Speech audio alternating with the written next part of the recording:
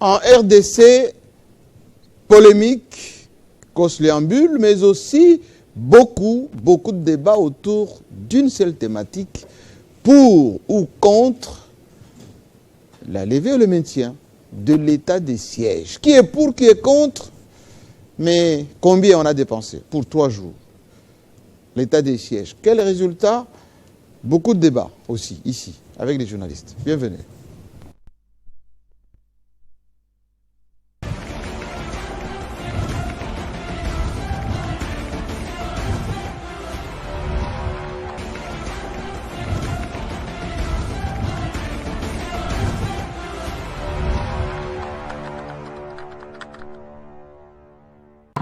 Bienvenue, c'est la messe du samedi soir. Bien évidemment, le grand débat avec des journalistes librement engagés pour la vérité, pas pour l'homme, pour une cause partisane, mais seulement pour la République démocratique du Congo. Aujourd'hui, nous allons revenir largement sur l'état de siège, décrété il y a 2 ans par Félix Tshisekedi, président de la République, bien évidemment voté, revoté par le Parlement à plusieurs reprises. Mais quel résultat pour ces 2 ans d'état de siège? Beaucoup avancent sur le plan économique. Oui, on a engrangé quelques dollars là-bas. Mais les territoires concédés, combien, pour combien de temps? C'est cela la question principale. Ils se sont tous retrouvés du Nord Kivu, du Touri, pour lever ou maintenir. On a vu des empoignades. On a vu aussi ceux qui étaient déjà téléguidés, télécommandés, téléchargés depuis la province du Nord Kivu pour venir à Kinshasa plaider la cause. Alors aujourd'hui, on va essayer d'en parler librement. Et puis, comme vous le savez, cette semaine, c'est également, d'une manière un peu rocambolesque, l'arrestation de notre confrère Peter Tchani, dans des conditions plus ou moins compliquées. Nous avons plaidé, effectivement, on a été entendu. Il va, ce soir, dormir avec ses enfants. Mais, je le dis d'emblée, le journaliste a pour vocation la vérité, l'information, le débat. Pas des déclarations partisanes, surtout d'invectives à l'égard de quiconque. Et donc, notre travail est de le protéger, les encadrer. Et je rappelle encore une fois, la déontologie, l'éthique professionnelle, voici la bréviaire, notre livre de chevet qui doit nous guider chaque fois que c'est nécessaire. Et c'est le lieu de rappeler également aux uns et aux autres, à la fois l'opposition et la majorité, qu'il faut laisser la presse faire son travail. Ne pas mettre comme des chèvres en liesse pour plaider la cause. Et quand vous avez effectivement le fouet, on laisse ses propres chèvres. Mais lorsque les autres essayent de s'exprimer, on les brime. Et c'est valable pour les opposants. Il faut qu'ils s'expriment eux-mêmes, au lieu de mettre dans la bouche des journalistes leurs petites phrases, parfois assassines. Voilà. Tout est dit, mais je voulais remercier surtout les autorités qui ont essayé de tendre leur oreille, et surtout parmi elles, ces autorités. Celui que j'appelle l'intelligent spécial, l'intelligent. Bienvenue à lui, dans l'arène congolaise qui est parfois remplie de caïmans. Mais lui, l'intelligent, il sait faire la différence entre la propagande et la politique. Avant que j'essaie de la place à la présentation, ou plutôt à l'accueil de mes vertébrés journalistes, j'aurais voulu lever déjà cette petite incise. On m'a envoyé une vidéo où j'ai vu une troupe faire de l'animation politique à l'honneur du président, notre président. Et c'est le moment où le lieu de dire qu'il faut arrêter de faire ce genre de choses maintenant. Félix Tshisekedi n'a pas besoin d'animation politique, patriotique, ou plutôt d'encenser l'homme. Il n'aime pas ça. On a encensé le maréchal longtemps. Ça n'a pas réglé les problèmes du Congo. On a encensé Jikaka. Vous vous rappelez? Mingi Mingi. Ça n'a pas apporté les 15 dont il avait besoin. Alors, arrêtez d'encenser Béton. J'ai vu la troupe chanter, danser. C'est pas ça. Le développement du Congo passe par le travail, et surtout beaucoup de travail et de sérieux. Voilà, maintenant je peux souhaiter la bienvenue à M. Merveille, qui est tout gentil et tout calme. Sérieux en même temps. Gentil. Sans cravate. Gentil. Vous êtes révolutionnaire ou iranien? Bon, j'essaye d'avoir un style un peu particulier. C'est toujours important. C'est toujours important. Est-ce que vous allez bien d'abord? Non. Vous me donnez l'air sérieux. Non. De quelqu'un qui est préoccupé. Bien sûr que je suis préoccupé parce que, vous savez, au Congo... Vous avez la bonne nouvelle quand même que Peter Tchiani va dormir chez lui. Bon, vous étiez là quand on est venu l'appréhender. Effectivement, oui. Sur ce plateau, je suis les seuls qui étaient présents lorsque l'armée a débarqué. Les services de sécurité. JMK. Nous sommes sur Club 50 et je suis un journaliste. Vous l'avez dit à l'introduction, ne m'empêchez pas de parler. J'ai bien dit l'armée. D'abord, la police est arrivée et ensuite un colonel qui arrive avec des militaires bien armés aux installations de Perfect Télévision. C'est tout le monde qui était paniqué. Je me suis dit, est-ce que Peter Tchiani, c'est un terroriste?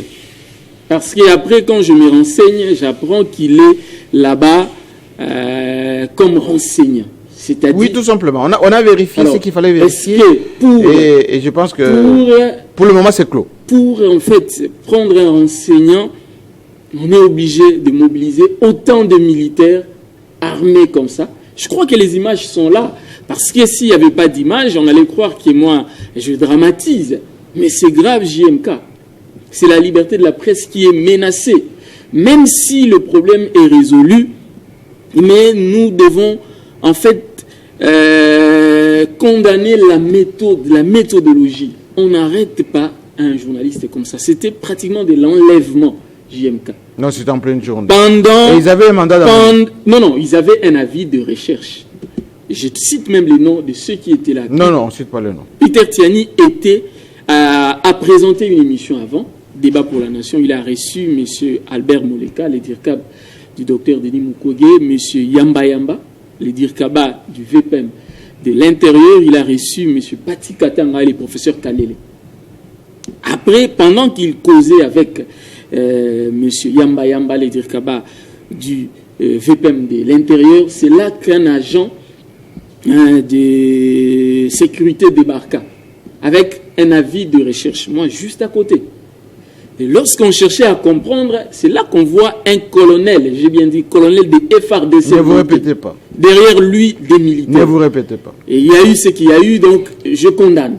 Parce que l'histoire des tweets, je pense que les débats... C'est pas les débats aujourd'hui, hein? C'est pas les débats aujourd'hui, voilà. Mais j'en parle quand même. Mais j'aimerais, JMK, permettez que je donne mon biscuit, parce que si ça passe avec mes 6 confrères très éloquents, je ne pense plus avoir les temps. Oui. JMK, je vais continuer à parler du Maniema, de Kindu. Mais vous aimez trop la fois passée, je parlais du Maniema de Kindu, on m'a pris pour un fou. Mais aujourd'hui... Qu'est-ce qui se passe au Maniema? Il y a un scandale, JMK, un vrai scandale. Le gouverneur du Maniema, vous m'avez interdit au début. Non, on ne cite pas le nom du gouverneur. Est-ce qu'on a les communiqués de la famille? Jusque-là, on n'a pas encore... Alors on attend. On n'a pas le communiqué de la famille, mais permettez-moi de donner quand même, de circonscrire les faits. Donner l'info sans citer les gens. En fait, selon les informations des sources sûres, confirmées même par les notables et même la presse locale, du Maniema, de Kindu plus précisément, le gouverneur, pas aurait, mais a enceinté. Selon la presse locale, monsieur. une adolescente. Non, ça je ne peux pas accepter. Je vous ai dit, s'il y a des victimes, il faut que la famille de la victime, 1, porte plainte, 2, publie un communiqué de dénonciation, et la presse va relayer cela.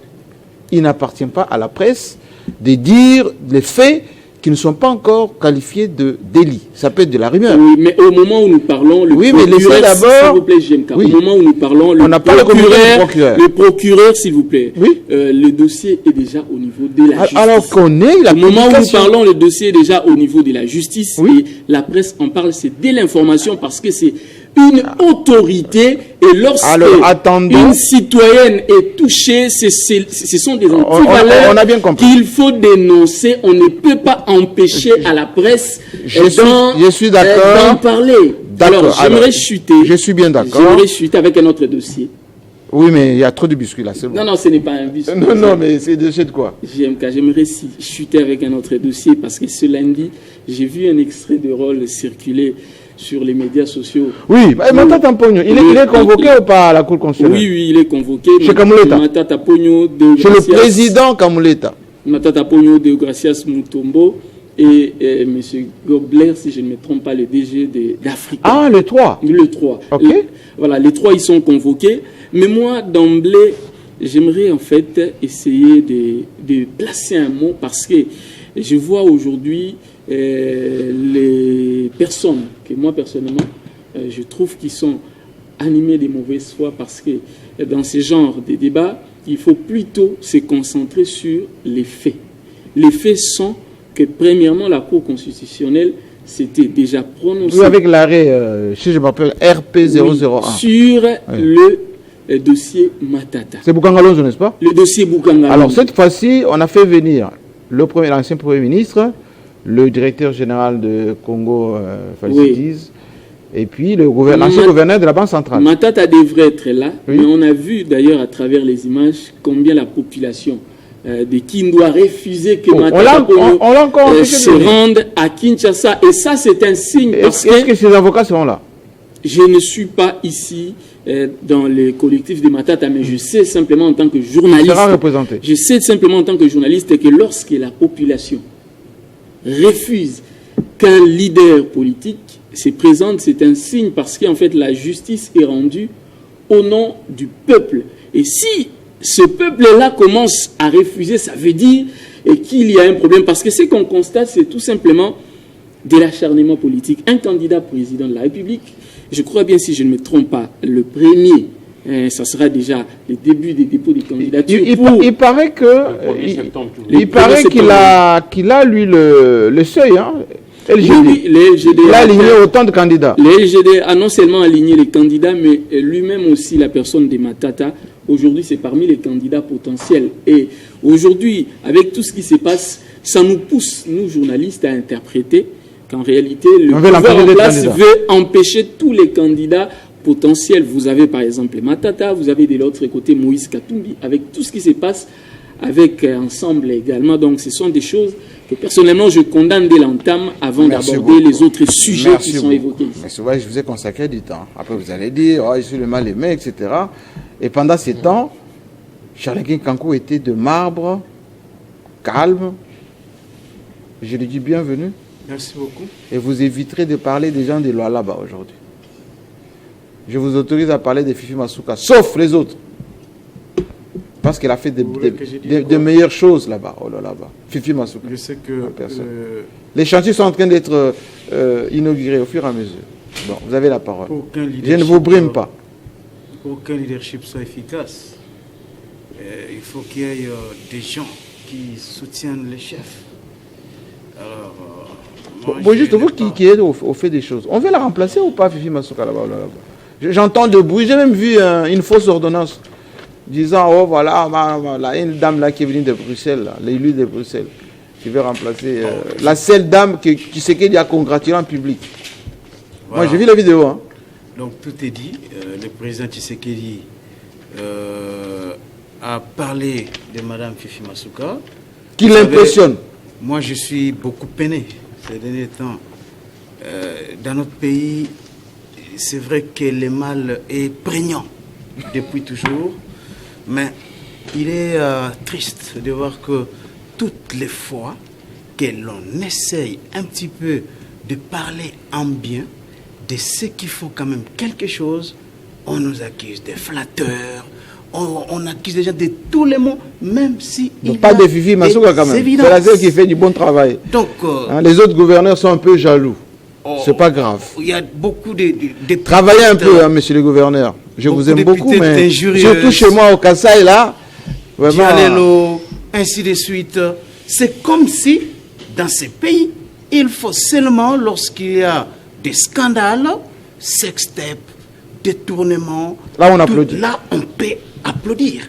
Mais tout on ce est qui est de ça. bien, c'est comme si on décrète l'omerta, la loi de l'omerta, sur ce qui est bien.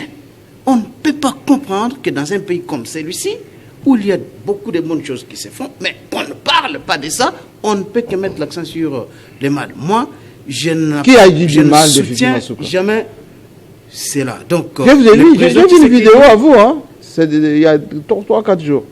Vous êtes en train de... Bon, je fais une vidéo, chauffer sur vous savez, bon, pas chauffer. Mais citez pas le nom. Non, moi je n'insulte pas les gens. Et je n'insulterai jamais les gens parce que je suis très bien éduqué par mon père. Et par-delà tout, je suis un chrétien pratiquant sérieux.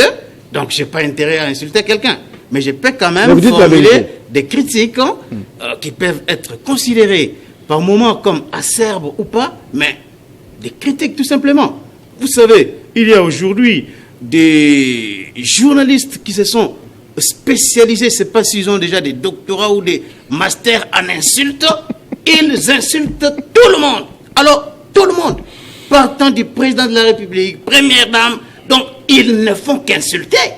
Il faut voir comment, par moment, moi je suis inquiet de voir les gens applaudir de telles personnes et croire qu'elles sont devenues des hommes intouchables. Donc, on ne peut pas le toucher. On ne peut pas même placer un tout petit mot sur ce qu'ils font. Donc, moi, dans la vidéo, j'ai essayé de faire voir comment la dame, Madame Fifi Masuka, étonne tout le monde. Vous avez suivi la déclaration. Cardinal Ambongo était au Lualaba. Cardinal Ambongo a félicité Madame Fifi Masuka. Vous avez des gens comme Christian Lusakwen qui était au Lualaba. Et ils étaient impressionnés. Tout le monde qui passe là-bas, de Madame F. Bazé, tout le monde qui passe là-bas. Moi aussi, je peux vous dire. Jean-Marie Kassamba, parce que j'allais me mettre aussi à l'une de vos déclarations. Moi aussi. Là, oui, tout le monde qui passe là-bas. Non, mais moi, je ne félicite que ce qui est bien fait. Est-ce qu'on ne peut pas parler de ça? Même si vous êtes des cabets, comment? Imaginez-vous lorsque le cardinal Ambongo, je vous le rappelle. Mais Fifi n'est pas des cabets comme moi. Le regard que je vois ici, partout à travers la République, il n'y en a pas. Moi, j'avais contacté un crédit de 20 millions de dollars pour payer ça sur 5 ans. Lorsque la dame arrive, 2 mois après, elle paye tout. Elle paye la dette et continue les travaux. Merci beaucoup. Donc, et autour de Madame Fifi Masuka, il y a des gens qui font un bon travail. Non. Aujourd'hui, c'est refusé. D'accord, merci beaucoup. Merci. Alors, et ils savent pourquoi je dis refusé. Merci beaucoup. Merci. J'aimerais aussi, Jean-Marie Kassamba, il y a une bonne nouvelle qui est tombée ce soir. Une bonne nouvelle pour certains et pas bonne pour les autres. Avant que je parle de cette nouvelle, je dois quand même placer un mot par rapport à mon ami Peter Tchiani.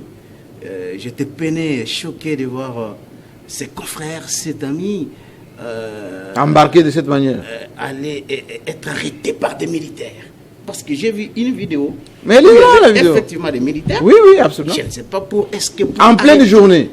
Arrêter quelqu'un comme Peter Tchiani afin qu'on l'attende sur certaines déclarations en rapport avec l'assassinat de Chérubin Okende. Est-ce qu'il fallait envoyer des militaires? C'est vrai que Peter Tchiani n'a pas répondu aux invitations qui étaient dans. Mais envoyer les militaires, monsieur, c'est pourquoi? C'est vrai qu'il n'a pas répondu à ça. Mais est-ce qu'il fallait envoyer des militaires? Je n'ai pas compris pourquoi. Est-ce qu'ils avaient des informations que Peter Tchiani était armé? Donc, ce sont des pratiques comme ça qu'on ne peut pas encourager. On ne peut pas encourager. Mais j'ai eu l'intelligent qui a dit que... moi, je sais qu'il sera libéré. Parce qu'on l'a entendu. Oui. Et par la suite, il va regagner sa maison. Oui, et puis ils ont vu qu'il n'y avait rien.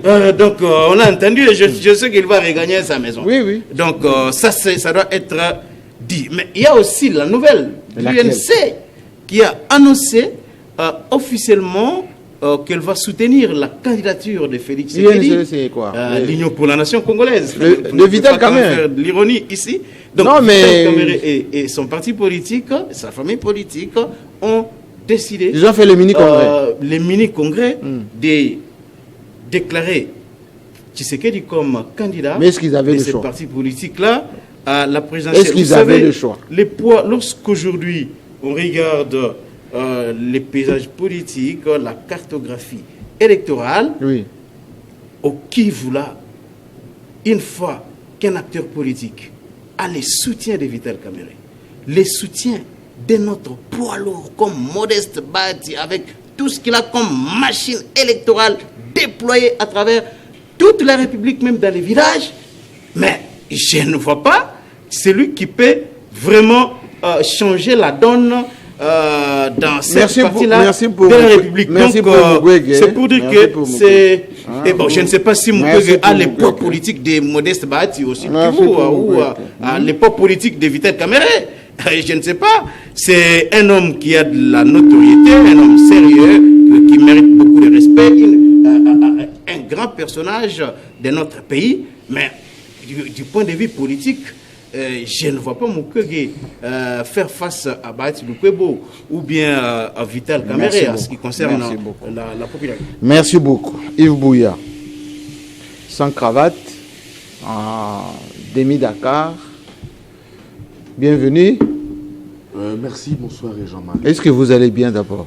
Bon, j'ai pu dire... Quelqu'un m'a dit tout à l'heure, Yves Bouya, quand il commence, il est sérieux, mais vers la fin, il devient nerveux. Non. Je n'ai jamais été nerveux.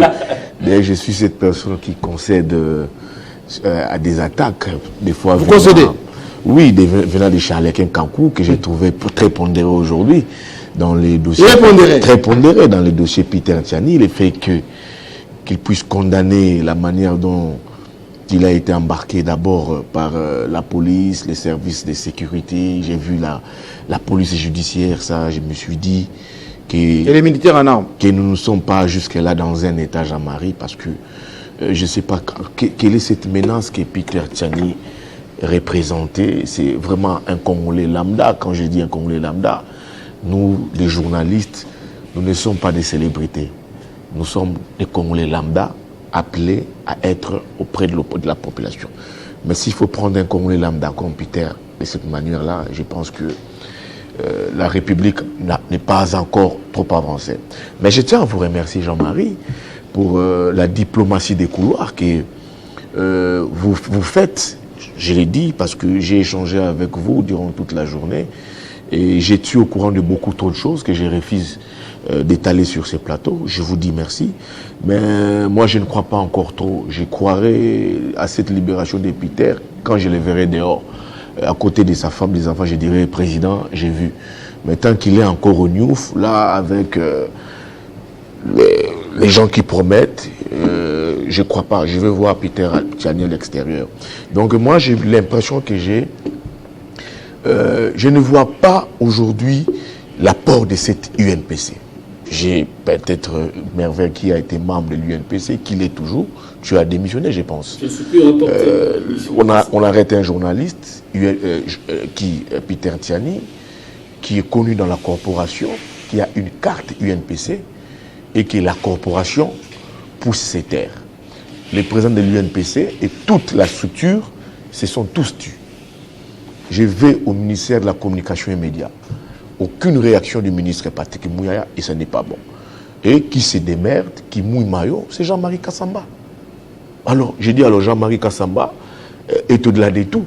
J'ai le président Israël Moutala ici, qui est responsable d'une structure 1000 RDC. Excusez-moi de le dire, il faut qu'on soit franc entre nous. Aucun communiqué. Je parle des 1000 RDC, je parle de l'UNPC, je vous parle des GED de notre né Tivoadi. Aucune communication. Mais quand c'est des autres journalistes qui, excusez-moi, qui ont des attaches qui répondent à certaines aspirations, on voit comment est-ce que ces structures répondent. J'ai vu, je peux le dire ici, on doit être franc, comment est-ce que les confrères se sont rendus au niveau de Kisangani, ils ont été attaqués par les membres d'un parti politique, aucune réaction.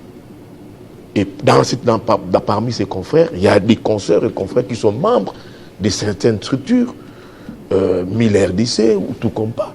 Je vois qui, au niveau du poste d'Addis Abeba, des journalistes attaqués. Je vois Louis-France Kouzekissa dedans, aussi attaqué par un groupe de partis politiques. Je vois que le président Israël Moutala, m'excuse, prendre position que pour un journaliste, peut-être qu'il est membre de cette structure 1000 RDC. Alors, on prend position pour un journaliste, mais pour les autres, on ne le fait pas. Si vous voulez nous voir membres dans ces structures, ayez quand même de la sympathie envers nous quand des problèmes nous arrivent. C'est très important. Mais il arrive un problème à Peter, Les ministères de la communication s'étaient. L'UNPC s'était. Et toutes les structures qui accompagnent la corporation, bien que nous sommes des fois désorganisés, je voulais quand même voir cet appui. Mais la seule personne que je vois, c'est Jean-Marie Kassamba qui mène cette diplomatie de couloir. Alors, si une opportunité se présente aujourd'hui, moi je l'ai dit, si cette personne est proche de nous, qui soutient les journalistes, qui aujourd'hui c'est des maîtres pour les journalistes, s'il s'affiche comme tel, qu'est-ce qu'on fait? Donc on a en face de nous, au-delà de l'UNPC, du ministère de la Communication, qu'un seul Jean-Marie Kassamba. Donc pour ça, Jean-Marie, je vous dis énormément merci. Ne vous lassez pas. Vous le faites pour nous et nous vous reconnaissons en vous, nous reconnaissons en vous ces très grands mérites. Déjà que vous soyez aux côtés de nous, vous ne catégorisez personne. Ça, je dois être très clair, Jean-Marie. Vous ne catégorisez pas. Vous ne voyez pas Charles Quay ceci, Bouye ceci, Moutalé ceci, Faye ceci. Non. Quand il s'agit d'un journaliste, on a toujours vu Jean-Marie mouiller maillot. Et pour ça, je vous dis, Président, énormément merci. Merci beaucoup. J'ai aucun commentaire. Je pense que le président Moutala pourra dire un petit mot tout à l'heure. Je garde le meilleur pour la fin. Laissez-moi accueillir l'économiste maison. Enfin, l'économiste maison. Je me débrouille. Comment va la CENI d'abord? Ça va. Quelqu'un m'a dit que vous avez des acquaintances là-bas. Faites un tour souvent à la CENI. Non, il y aura des élections ou pas? Il y aura des élections. Les élections pour moi. Le 20 décembre? Exactement. Les élections pour moi c'est l'expression. C'est enregistré cette émission. Hein? Justement. Si vous allez venir au président, vous savez, les impondérables, tout ça. Auquel cas nous aurons du boulot. JMK, laissez-moi dire quelque chose, c'est-à-dire que vous aurez remarqué que nous commençons ce boulot un peu comme des généralistes. Nous tous, quand on a fini avec l'université, on revient, on entre sur le terrain professionnel, on commence un peu comme des journalistes généralistes. Et puis après, petit à petit, en évoluant, chacun de nous développe selon ses aptitudes naturelles un pan donné par rapport à un domaine spécifique. Et c'est comme ça que d'emblée, quand on dit par exemple journalisme économique, tout de suite dans nos têtes, le vieux Jérôme Sekana apparaît.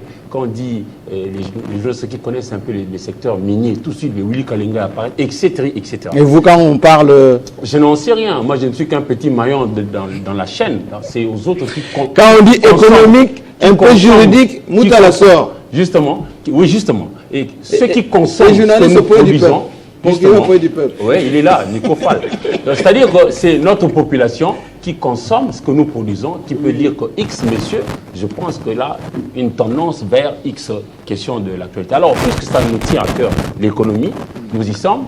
Pour moi, je salue d'abord le fait que notre frère Peter Tchani sera en famille aujourd'hui. Il n'est pas encore... Mais je reste optimiste. Le temps de l'émission. Je reste optimiste qu'il sera aujourd'hui à la maison avec famille et enfants, il dormira chez lui tranquillement.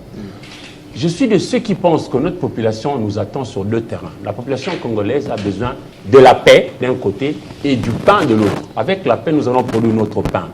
Et pour ça, il nous faut que chacun mette la main à la pâte. La paix est perturbée. L'un ou l'autre? Oui. Chez nous, la paix est perturbée. Nous sommes presque à 4 mois de la tenue de la consultation nationale, des élections que nous attendons tous pour le 20 décembre 2023. Mais je note que pour produire de bonnes élections, la CENI aura entre autres besoin d'argent. Mais l'argent viendra de qui? L'argent est collecté par nos différentes régies financières notamment, au nombre desquelles se trouve en bonne place la Direction générale des impôts, DGI. Ça chauffe là-bas. Et là-bas, ça chauffe, la paix ça est chauffe là-bas. Oui, la paix est terriblement Comment perturbée. Expliquer, il y a cette affaire, comment ça s'appelle l'opération là? Le ministère de Finances. Non. Oh, il y a une opération que le ministre des Finances a initiée là-bas. Oui, justement, il voudrait... C'est une espèce d'une commission, qui porte le nom de... il y aura tellement d'experts. Synthèse, je ne sais pas quoi. Justement. Des conciliations, des vérifications, des quelque chose. Tout ce qui est prévu dans la loi du 13 mars 2003, qui donne l'exclusivité aux seuls agents de la DGI de percevoir l'impôt. Le contrôle qualité, pour dire... Voilà, c'est contrôle qualité. Contrôle qualité. Effectivement. Ça s'appelle commission contrôle qualité. De quoi il s'agit? Il s'agit de ce que le ministre Nicolas Kazadi veut faire, ce qui est contraire à ce que prévoit la loi. J'ai cité la loi ici, la loi du 13 mars 2003. Il voudrait faire venir quelques experts qui viendraient de l'IGF, Inspection Générale de Finances, quelques autres experts qui viendraient du comité permanent de comptabilité au Congo, CPCC, d'autres qui viendront de X ou Y structures. Mais c'est assis sur quel texte? Non, justement, c'est comme ça que je dénonce ça. Je dis que ce n'est pas, c'est pas légal. Prévu. Et le ministre s'attarde sur ce qui a été décidé lors d'une réunion de conseil des ministres. Mais bon, je disais ici que notre population a besoin de la paix pour créer son pain. Je crois que toute œuvre humaine peut être perfectible. Ils peuvent aussi, eux, à leur niveau, bien qu'aux responsables, au sommet, tomber dans une erreur. Alors, auquel cas, pour moi, je suis en train de... L'objectif de ce contrôle qualité, c'est pour apporter quoi? Mais pour justement vérifier exactement ce que devrait payer X ou Y entreprise dans les trésors publics. Je prends un cas. Télé 50 doit payer des impôts au niveau de la DGI. Mais si Télé 50 devrait payer 10 francs congolais et que Télé 50 paye 5 francs, ce sont les agents de la DGI qui doivent venir faire le contrôle qualité pour dire que non, par rapport à ce que... Dites-moi, s'il vous plaît. Il y a quand même au sein de la DGI des spécialistes. Moi, j'ai eu un oncle qui était là-bas, d'ailleurs, directeur général Kabala, pour ne pas le citer, l'un des premiers d'ailleurs, Kabala Yungambidi. À la DGRAD, DGRK, il n'y a que des spécialistes dedans. Ces gens-là n'ont pas de compétences pour vérifier ce qu'ils font comme travail. Cette compétence pour en rajouter une structure supplémentaire justement, qui n'est pas assise sur ici, justement, un texte juridique. Et en tort, parce que justement, ce n'est pas prévu. Je rappelle ici que l'UDPS, depuis toujours, Etienne Tshisekedi Ouamouloumba a prêché l'état des droits. D'abord, l'instauration de l'état des droits. L'état des droits veut dire un état où l'on respecte la loi, où la loi est appliquée à tout le monde de la même manière, etc. Et puis, l'instauration de la démocratie. La démocratie, vous le savez, et tout ça. Et puis après, la lutte non violente. On ne touche pas aux armes, on ne tue pas. On ne fait pas venir des militaires pour Peter Tiani. Et puis, pour le progrès social. Oui. Le progrès social. Mais je crois que le ministre Nicolas Kazadi a quand même fait aussi ses preuves.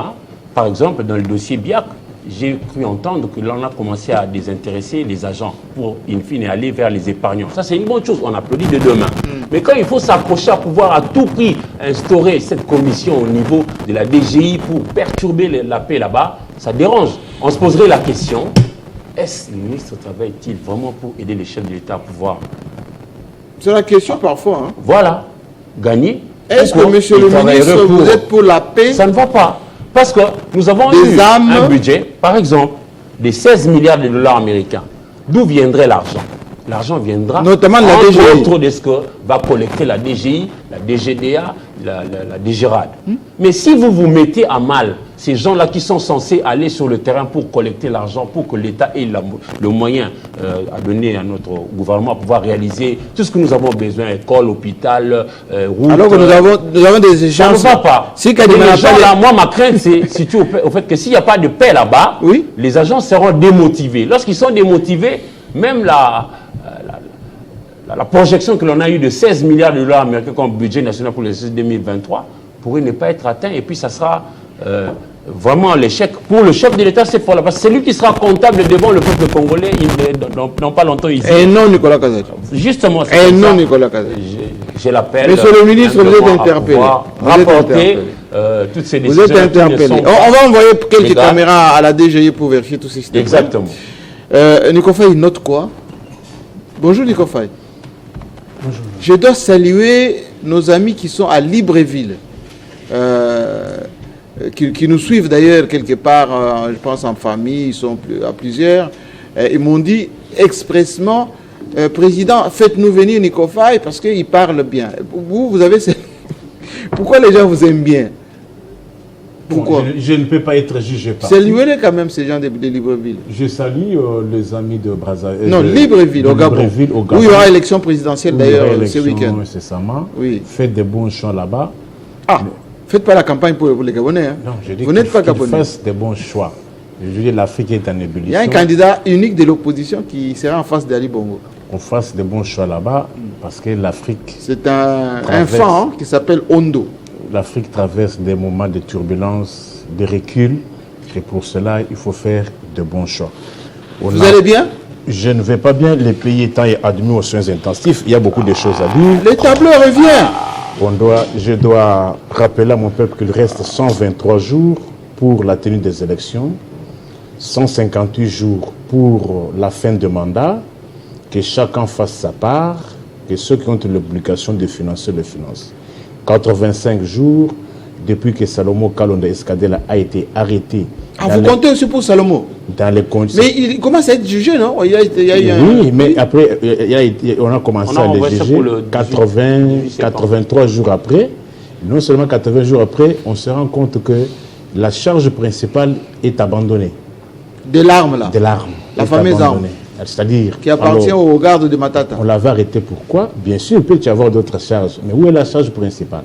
Mais si, dans les charges qui se suivent, il n'y a pas des effets militaires, doit-il encore être jugé devant une juridiction militaire pour une interrogation? C'est un civil, au même titre que Peter Tiani. Malheureusement, dans les régimes dictatoriaux comme celui-ci... Enlevez votre qualificatif. Qu'est-ce qu'un régime dictatorial? Qu'est-ce qu'un régime totalitaire? Enlevez votre qualificatif. Je peux vous donner les éléments constitutifs d'une dictature. Donc, d'un totalitarisme. Oui, c'est quoi? Le pouvoir concentré entre les mains d'un seul individu. J'ai entendu sur on a le Parlement. Non, oui, les parlements de façade. Des façades qui existent pour les noms. De respect pour nos en vertu de quoi? Parce que je me veux de quelques faits. En vertu de quoi? 27 millions de Congolais sont sortis. Le président de l'Assemblée nationale reconnaît que 27 millions est un don du président de la République aux parlementaires. Ça s'est fait où? C'est vieux, ça. Si ce n'est pas en Russie. Ah, pour les palissades? Pour les palissades. Ils roulent encore en palissade, les députés? Parce que... Certains ont vendu, certains... Alors, comment peut-on expliquer cela? 27 millions? Vous voyez Nancy Pelosi, Trump lui donne des injonctions? Non. Alors, il était même en maille avec Trump. C'est ça le... Continuez, mais mettez vos tableaux en bas. 85 jours, Salomon. Aujourd'hui, on se réjouit qu'on ait fait un pas. Je ne sais pas être vu. Qu'on ait fait un déposez. Qu'on ait fait un pas pour qu'il soit jugé. Oui. Il y a un petit tableau. 445 jours depuis que notre Bounangana est parti. On en parle. Bon, justement à propos de Bounagana, il y a quelque chose qui m'a choqué, moi. J'ai vu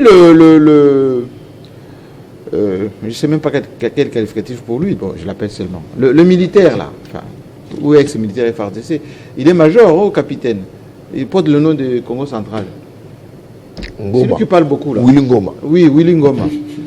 Qui parle que, ils ont commencé là-bas à superviser la rentrée scolaire, qu'il y a une administration. Je vous ai dit ça sur ce plateau, vous m'avez contredit. Le M23 a réorganisé, a procédé à la mise en place à la territoriale. Vous m'avez contredit sur ce plateau. Je suis à 1 milliard d'avance sur beaucoup de Congolais, des kilomètres d'avance. Le M23 a procédé à la mise en place. Chef de territoire, de groupements. Et ici, vous êtes au palais du peuple en train de danser. Le M23 a procédé à l'administration financière. Et entre Kiboum et le Rwanda, il n'y a plus de frontières. Vous ici, vous êtes où? Vous êtes où ici? Kopo Masanga. 445 jours, 153 jours depuis que les populations des quartiers Kama, Singaïnga, dans la commune de Nsele, leurs maisons ont été détruites. Oui, mais ça c'est privé. Au moment où il y a un conflit. C'est privé. 846 jours depuis que Michel est à la tête du gouvernement au Congo. Non, Excellence, Monsieur le Premier ministre. J'ai entendu sur ce plateau... Non, mais je vous souhaite le bienvenu seulement. Il n'y a pas de débat là pour répondre. Je suis là. Pourquoi vous voulez répondre? Ok, gardez votre constitution, vos arguments.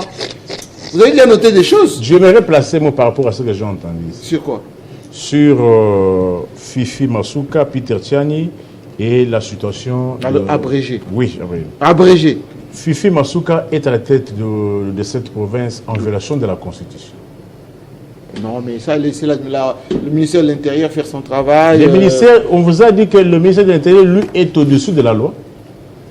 Mais laissez que la procédure suive son cours. La procédure suive durant quand quelqu'un a déjà la confiance. Vous avez suivi ce qu'a dit le président de la République?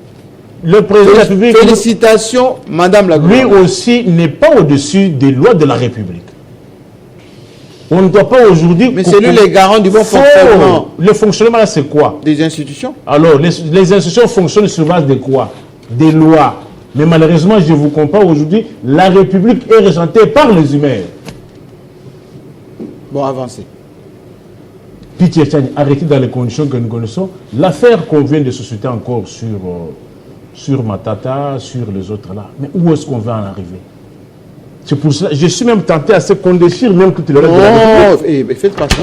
Ne touchez surtout pas. Auquel cas, vous ne serez pas vous non plus républicain. Mais dites-moi, lorsque la loi a dit, la mère des lois, vous dit que les arrêts de la Cour constitutionnelle, et que vous continuez, vous, à chercher à ce que la Cour aille au fond, y a-t-il un arrêt ou pas? Il y a un arrêt. Les arrêts ne sont pas susceptibles d'aucun recours. Et ils sont opposables à tous. Mais lorsque vous avez des individus, bien que l'arrêt est là, vous dites non, l'arrêt non, néanmoins on doit aller au fond. On est où ça alors? Qu'on déchire alors qu'on reste que chacun fait ce qu'il entend. Merci beaucoup. Président Moutala, enfin. Toujours des marbres sphinx de la Gombe. Vous allez bien? Très bien, Président. Je me porte comme un charme. Très bien. Lui, il n'a pas de biscuit. On peut commencer le débat. Allez. Moi, je suis... peut-être... et vous allez garder la parole. Non, peut-être avant, c'est pas de biscuit, mais peut-être réagir à... Ah, vous voulez réagir par rapport à Yves Boué? À l'interpellation. Oui. Okay. Là, vous avez été interpellé en tant que président 1000 FRDC. 1000 RDC, oui. RDC, pardon. Ouais, enfin, c'est ce que... Moi, je dis d'abord qu'en tant que journaliste, on a des droits, mais surtout d'abord des devoirs. Donc on a pris certaines mauvaises habitudes d'ignorer les devoirs qui nous incombent pour nous attarder uniquement sur les droits. Je pense que quand on veut de privilégier des avantages, il faut se soumettre à des obligations. Voilà. Et c'est ça le problème du Congo. Les gens n'ont que de droits, jamais des devoirs. C'est ça le problème du Congo. Quand le problème arrive, jamais personne ne cherche à établir sa propre responsabilité. On se dédouane de sa propre responsabilité pour essayer de chercher de boucs émissaires. Sur la question de solidarité. De solidarité. Oui. Principe cardinal et tout ça. Mais la solidarité, elle a certaines limites. J'aimerais dire ceci.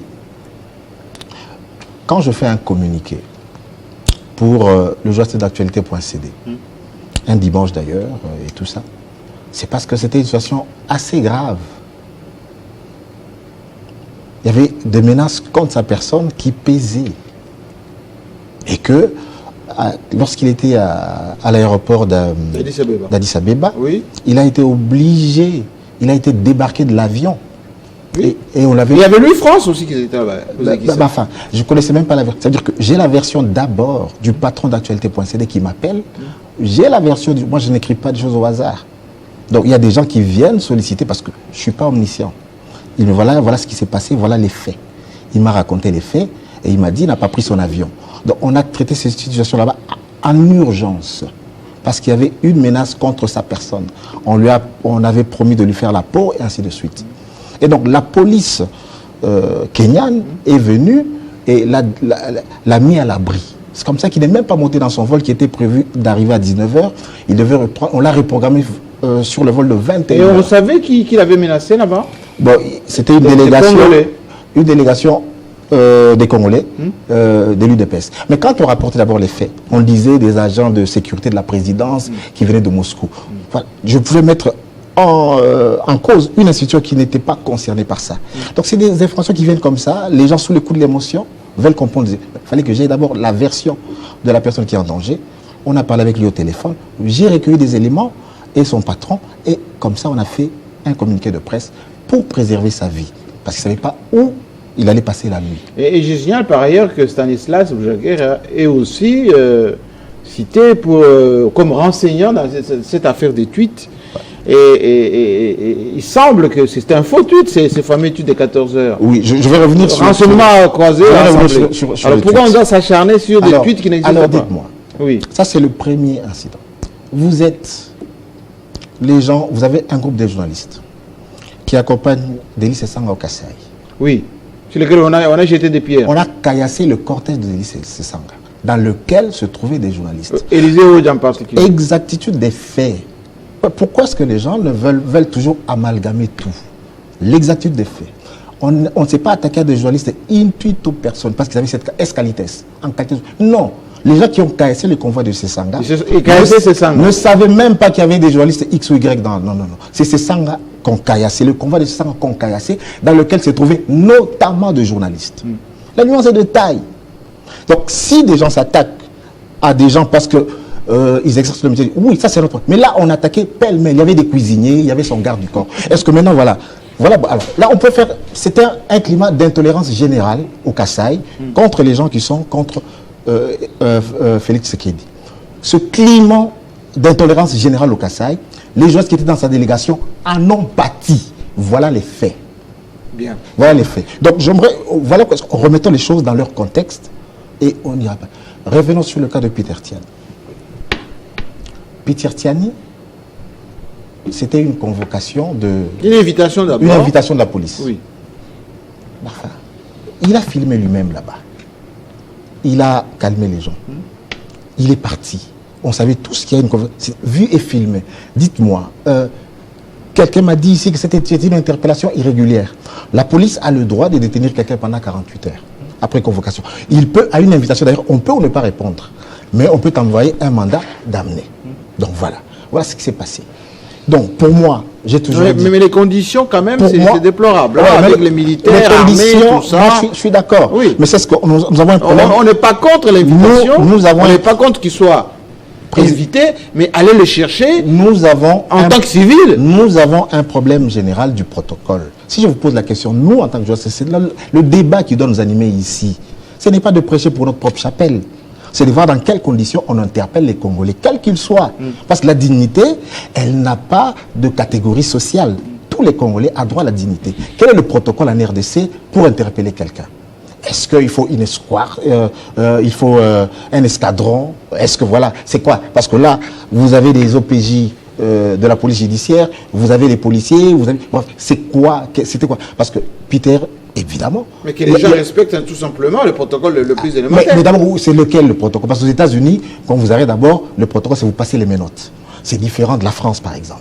Mais ce sont les débats qui doivent nous animer ici. Ça veut dire que, pas seulement pour un journaliste, il y a d'autres dérapages avec les citoyens lambda. Avec les citoyens lambda. Donc ce n'est pas une situation propre à Peter parce qu'il est journaliste. Non. Voilà pourquoi je dis, merci, Président. Faisons attention à notre métier. Je reviens encore sur, j'aimerais terminer peut-être là, sur ce que Merveille a dit tout à l'heure. Encore une fois, les affaires de mœurs, c'est des choses qu'on traite avec beaucoup de pincettes. Beaucoup de doigté. Et j'étais là pour... Aucune victime ne parle. Oui. Vous avez des gens qui parlent à la place de victimes. Non. Vous avez un oncle mystérieux qui n'a pas de nom. Vous avez une interview qui n'est pas ni datée. Et c'est une interview. Voilà. On ne peut pas exploiter ça. Vous avez beaucoup d'articles avec le conditionnel, les conditionnels, les conditionnels. Et vous avez de l'autre côté aussi des documents qui montrent qu'elle n'est même pas mineure. Est-ce qu'une adolescente est une mineure? Bref, vous avez une histoire. Vous n'avez même pas le numéro de téléphone pour vérifier. Non, d'inscription de l'affaire est en justice, mais sous quel RP ou quel... Voilà.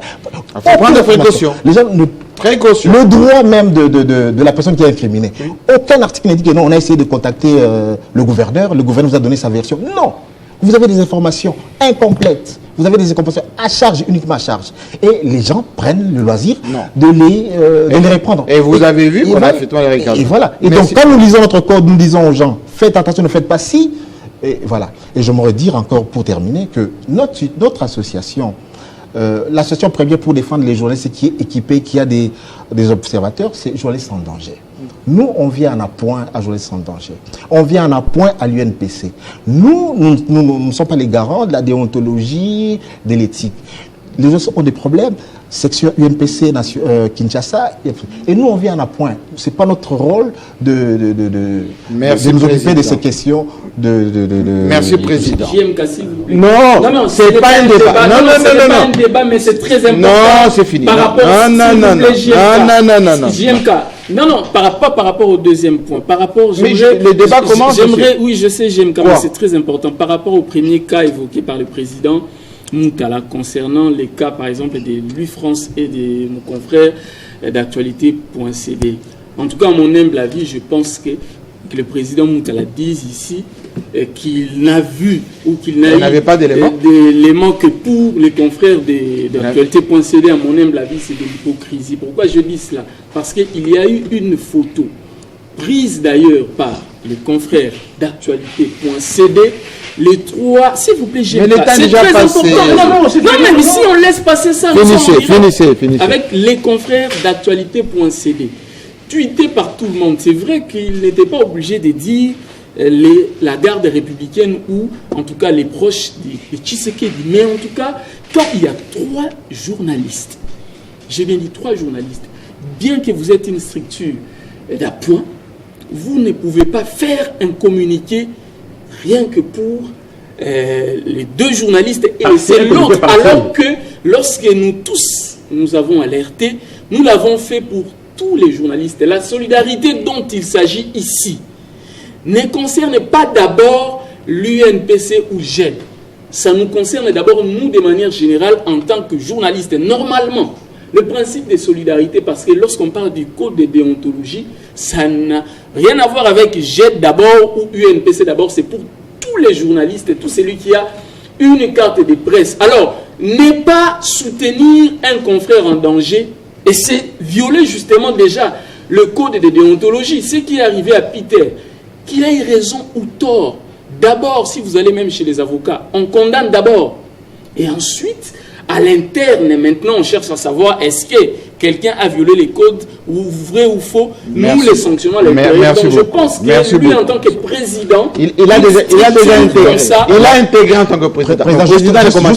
Juste un petit mot. Oui, très bien. Ça veut dire que, encore une fois, vous avez toujours des gens, il me fait un procès, il me dit, j'ai pas vu... Vous êtes président. Mais non, mais il dit, il faut hypocrisie. Il n'y a pas d'hypocrisie. Ça veut dire que... C'est une appréciation de votre part. En tant le communiqué que je fais, je l'ai signé de ma main, je l'assume. Cette photo, la photo dont il parle, je ne l'ai pas vue, cette photo. Je l'ai vue après. C'est-à-dire, quand je fais sous le feu, on est dimanche. Et moi, je suis avec en call conférence avec Stani Boujakera, Mouyaya, et Patient Ligodi, qui n'est pas ici, qui est aux États-Unis. Patient, là-bas, il venait de se réveiller, on cherchait à l'avoir et tout ça. Le journaliste en question, il n'avait pas ce téléphone, c'était très compliqué pour l'avoir. Donc j'étais avec Stani Boujakera. Donc c'était mon seul... Alors, lui-même, quand je posais, qui t'ont agressé? Il avait du mal.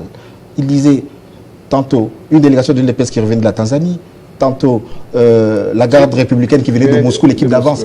Donc c'était des trucs, il fallait maintenant démêler le vrai du faux. Après, comme on l'a débarqué de l'avion et qu'il devait venir, il craignait pour sa vie. Donc j'ai dit d'abord, il fallait que je l'entende. Je l'ai eu. Pour anticiper, pour l'aéroport. Voilà, pour l'aéroport. Et par rapport à ça, toute la journée là, c'était un dimanche d'abord, je rappelle. Je me rappelle. J'étais au téléphone avec le patron de la sécurité de Moura. Parce qu'on avait dit que c'était la garde républicaine, alors qu'elle n'y était pour rien. Et donc j'étais en contact avec le ministre Mouyaya, m'a mis en contact avec le responsable de la garde présidentielle de l'aéroport. C'était lui qui devait l'attendre au bas de l'avion. À 21h pour que malheur lui arrive. Voilà, c'était ça. Il y avait une menace imminente. C'est pour ça qu'on a fait ce communiqué là-bas d'abord pour protéger.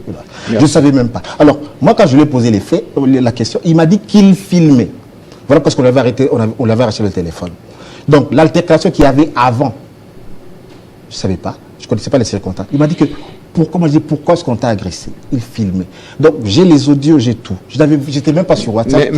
Monsieur le Président, le débat n'est pas autour de ça. C'est ça encore une fois. Et je dis encore à merveille.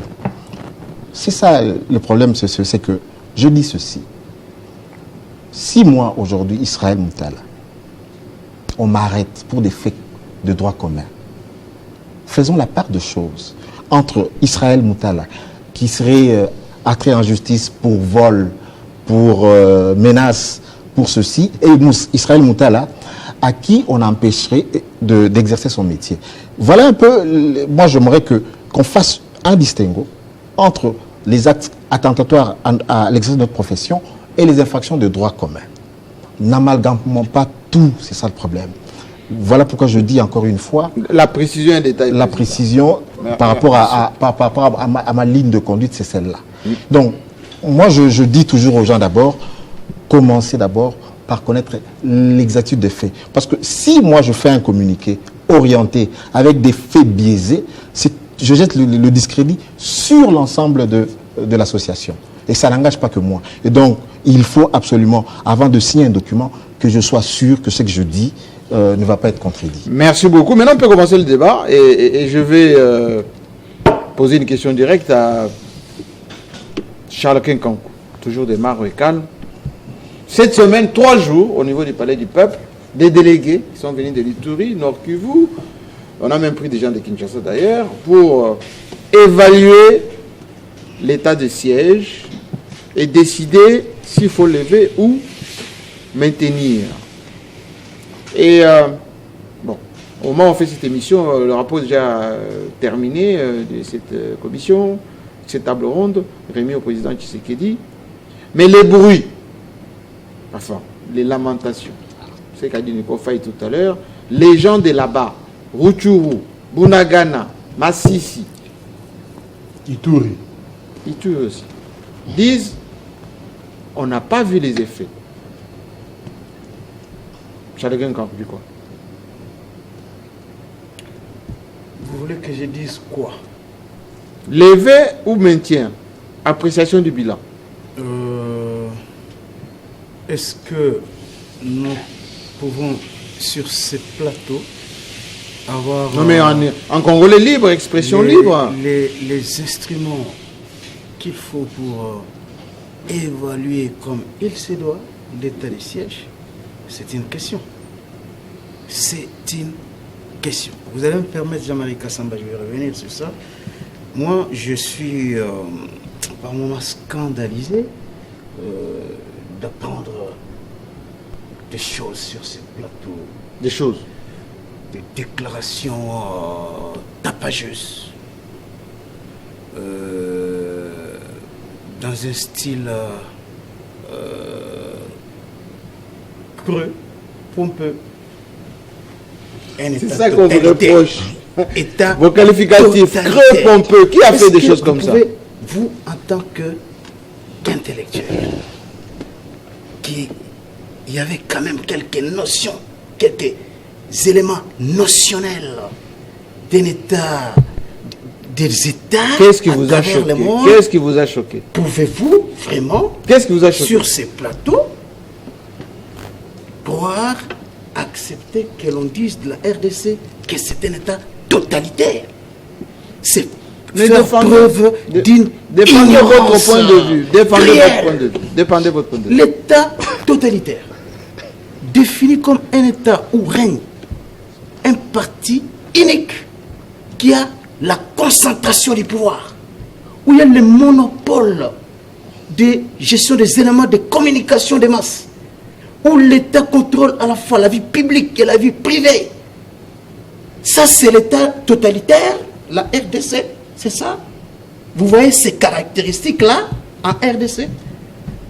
C'est Nico Faye qui a parlé de ça. Oui, mais est-ce que c'est une question? Si la on connaît absolument. Il a dit le Parlement, caisse de résonance, il a dit on arrête déjà n'importe comment. Non, mais il faut d'abord, on commence à chanter pour le président. Voir les éléments, qu'on ne peut pas venir dire de manière. Quel est votre point de vue là-dessus?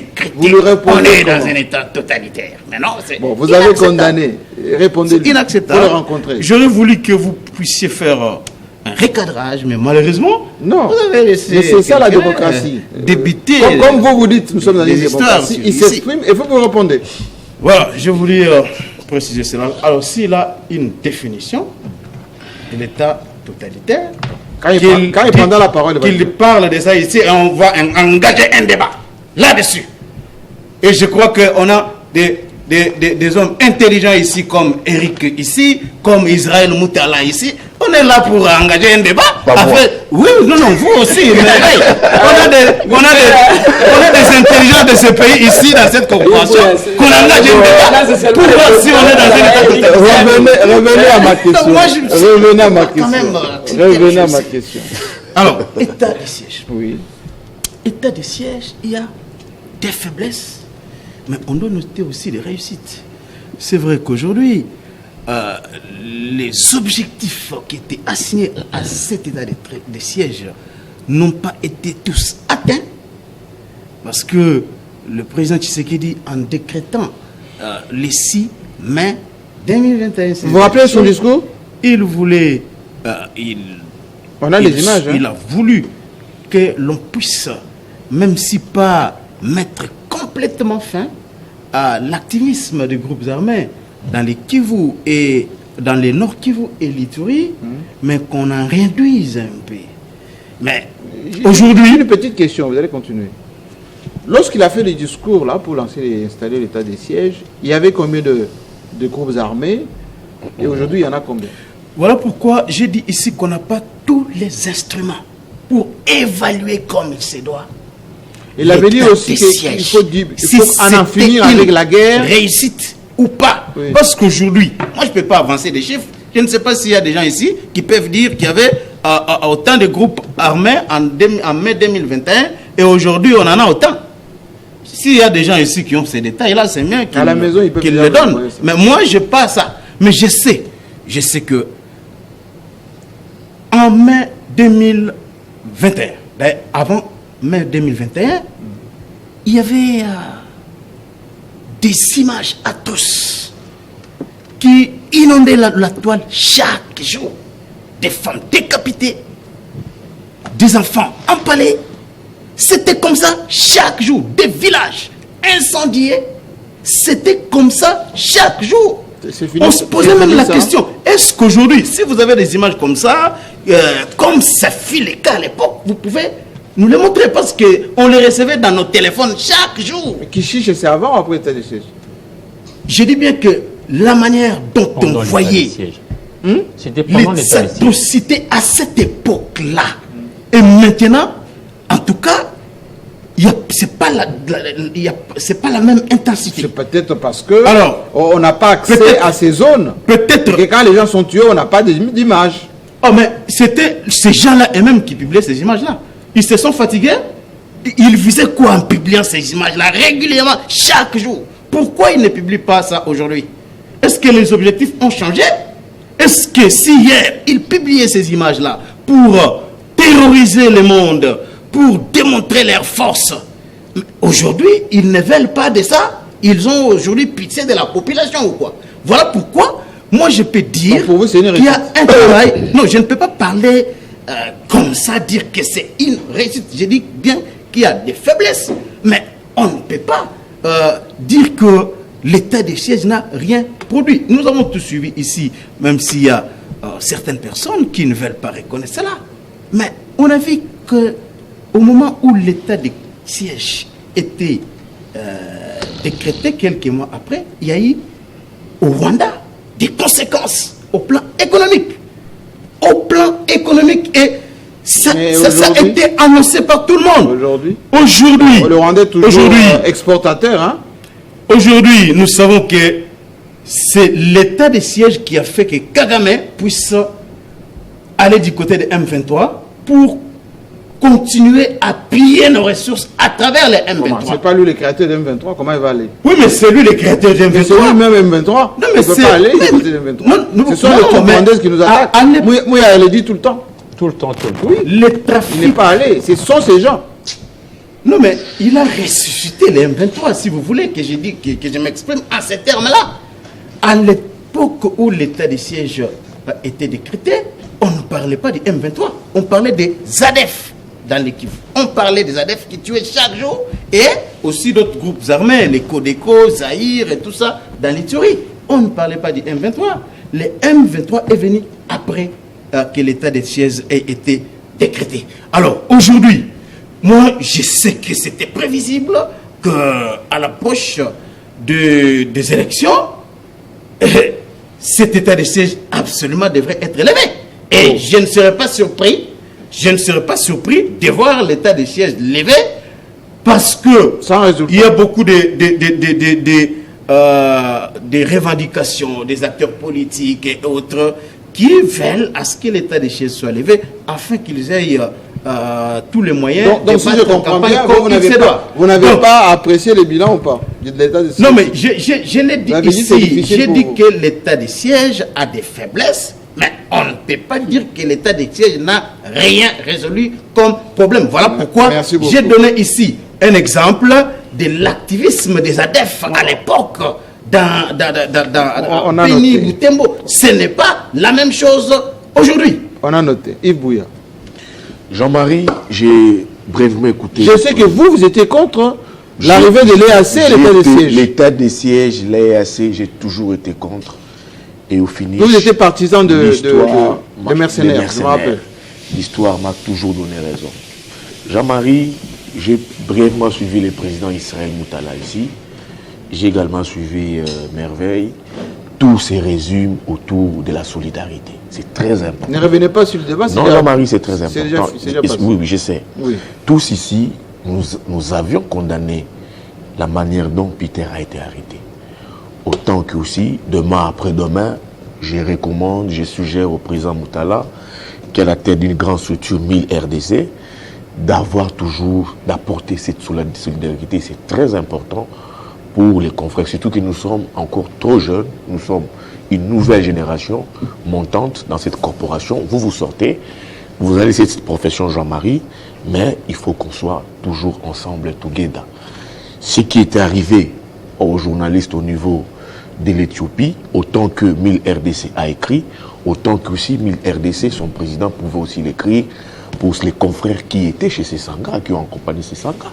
C'était des confrères, c'était très normal. Il y a une des consoeurs qui est très attachée à Israël, Moutala, Élisée Odia, mais des fois qui s'est aussi plaint en privé. Donc cette solidarité doit toujours nous unir et c'est très important, Jean-Marie. Ça, c'est une suggestion que j'ai fait. Revenez au débat. Ne fouillez pas les débats. Jean-Marie, je n'ai jamais fouillé les débats. Je vous disais ici que j'étais débutatif pour le dossier Peter Tiani. Je viens de lire une dépêche. Son avocat, Maître Hervé Diakissé, qui dit qu'il est toujours détenu. Et il est par devant la commission Okende. Toujours, il est à l'Ipékin. Et contrairement à hier, où ses avocats avaient accès à lui, au commissariat général, ce n'est pas le cas aujourd'hui. Ces avocats n'ont pas accès à les avocats de Peter n'ont pas accès à leurs clients. Donc, moi, c'est... Donc vous avez raison de... Jean-Marie, je vous ai dit ici que nous avions eu effectivement des assurances qu'il devait rentrer chez nous. J'ai lu la dépêche, c'est signé ici. On sera obligé de revenir à la charge. Maître Hervé Diakissé, que nous connaissons nous tous ici. Oui, je dis ici son avocat conseil. Oui. Je suis dubitatif. Je vais voir Peter dehors quand je le verrai quitter au niveau de l'UPK. État totalitaire. On peut... vous aussi, vous êtes... Jean-Marie, on ne peut pas laisser certaines choses passer. Quand la République va mal, il faut toujours condamner. Le pays va très mal. C'est le dépoids des mesures. État totalitaire, nous avons des gens qui s'offrent ces luxes de dire que c'est notre pouvoir à nous. Là, la justice n'agit pas. Mais quand c'est Nico Faye, c'est Bouya, c'est Merveille, c'est les autres personnes, les autres politiques, là, la justice s'accélère pour envoyer des convocations. Quand on a un bourgmestre ici de Kalamou... Dites-moi, c'est quoi cette affaire de Kalamou? On a morcelé le terrain de la commune. Ça, je suis pas... Je dois enquêter. Oui, je dois enquêter. Des images. Vous avez un bourgmestre qui pond des tribalismes. Et là, on agit pas. On l'aurait libéré, ce monsieur? Oui, il a été libéré. Il est en fonction. Il est en fonction. Ah oui? Oui. Il avait molesté État totalitaire. Le fonctionnaire de l'ANEX. État totalitaire. Vous avez des gens qui sont en prison sans issue. Les noms ne sont pas connus, les Moukébaï. Où en sommes-nous? Qui a introduit les mêmes jours une requête avec Prince Godin Poy? On ne sait pas. État totalitaire. Nous avons Salomon Escadela. C'est des éléments que je donne à Chalérin Kakou qui veut aujourd'hui peindre une autre image d'une démocratie. Pourtant, les choses vont très mal. Vous avez Salomon Escadela qui est au niveau d'Endolo, que j'ai vu lors de son procès, qui est malade, qui s'est fait examiner dans un hôpital de la place avec des Salomon est déjà malade? Oui, il est malade. Oh. Les médecins ont exigé, qu'est-ce qu'on dit, Le transfert. un transfert. Jusque-là, il est là. On ne sait pas, ils ont refusé que ce monsieur soit interné dans un hôpital de la place. Et ici, on a parlé de la charge principale sur le dossier Salomon Escadela. Avec l'arme. Sur l'arme. Mais on m'a dit qu'on n'est pas revenu sur cette affaire de l'arme encore. Kematata avait revendiqué en disant que c'est là. Son garde qui avait déclaré. À son garde du corps. Oui. Mais aujourd'hui, on va au procès les jeudis, on trouve que l'accusation principale n'existait pas. C'est ça l'état totalitaire. Maintenant, c'est d'autres griefs. Aujourd'hui, que non, la divulgation des secrets en temps de guerre. Oui, divulgation des secrets en temps de guerre, état totalitaire. Qui a déclaré cet état de guerre? Où est cette ordonnance? C'est passé par le Parlement? Non. C'est ça l'état de guerre. C'est ça qu'on dit état totalitaire. Maintenant, là, on est là, on ne sait pas où est son sort. Il est là, il dort au niveau des Ndolo, parce qu'il faut trouver des moyens, des astuces pour les maintenir en prison. Parce que la charge principale, Israël qui est là, il maîtrise les droits qui est moi. La charge principale n'existait pas. Divulgation des secrets en état de guerre. Oui, mais divulgation des secrets en état de guerre. Salomon Escadela, c'est quel rôle qu'il joue dans ces pays? Si c'était François Berger, il l'acceptait. Lui a été spécial du président de la République. Si c'était Bifor Bisselele, j'allais accepter. Mais lui, c'est qui? Un spécial des Katumbi, qui, je crois, gère ses fonds, des fois expédie des fonds ça et là, des fois il a la stratégie d'un parti politique. Donc je comprends finalement, dans tout cela, il est le spécial, Salomon, de tous ces conseils, de toutes ces personnes qui travaillent. Donc moi, je pense que ce sont des éléments que je donne à Charles Kakou pour dire que l'État aujourd'hui pose des très sérieux problèmes. On a aujourd'hui en face de nous un État qui donne l'impression de travailler pour les autres et de laisser les autres dans un triste sort. C'est ça l'état totalitaire, qu'on doit toujours s'opposer, s'y opposer. On ne veut pas un État où on trouve qu'un parti politique, une tribu, des individus doivent dominer sur les autres. Non, nous sommes tous Congolais. C'est des éléments que j'ai donnés à Charles Quint pour lui dire réellement que la dérive existe et il faut s'y opposer. L'état de Jean-Marie, c'est un échec. Levé au maintien. Jean-Marie, pour moi, je ne sais même pas pourquoi tu nous as imposé cet état de siège. C'est un échec puissant, Jean-Marie, laissez-moi vous le dire. C'est un échec puissant. Pourquoi? Mais Jean-Marie, on nous impose les... Mais on a dit les gouverneurs ont augmenté les recettes. Jean-Marie, il a parlé lui-même qu'il n'y a plus de... Est-ce que c'était le rôle du gouverneur de maximiser les recettes là-bas? C'était le rôle, je pense, c'est qui Constant Ndima. Oui, c'était les ponts. C'était le rôle de Constant Ndima de maximiser les recettes, soit de faire des ponts, soit imposer des taxes. C'était son rôle. Ils ont été placés là, à la place de l'administration civile, pour instaurer la paix. Mais où en sommes-nous? Faisons une évaluation. L'état de siège existe et là est imposé, voilà 2 ans. Jean-Marie, n'est-ce pas vrai, il y a toujours des déplacés.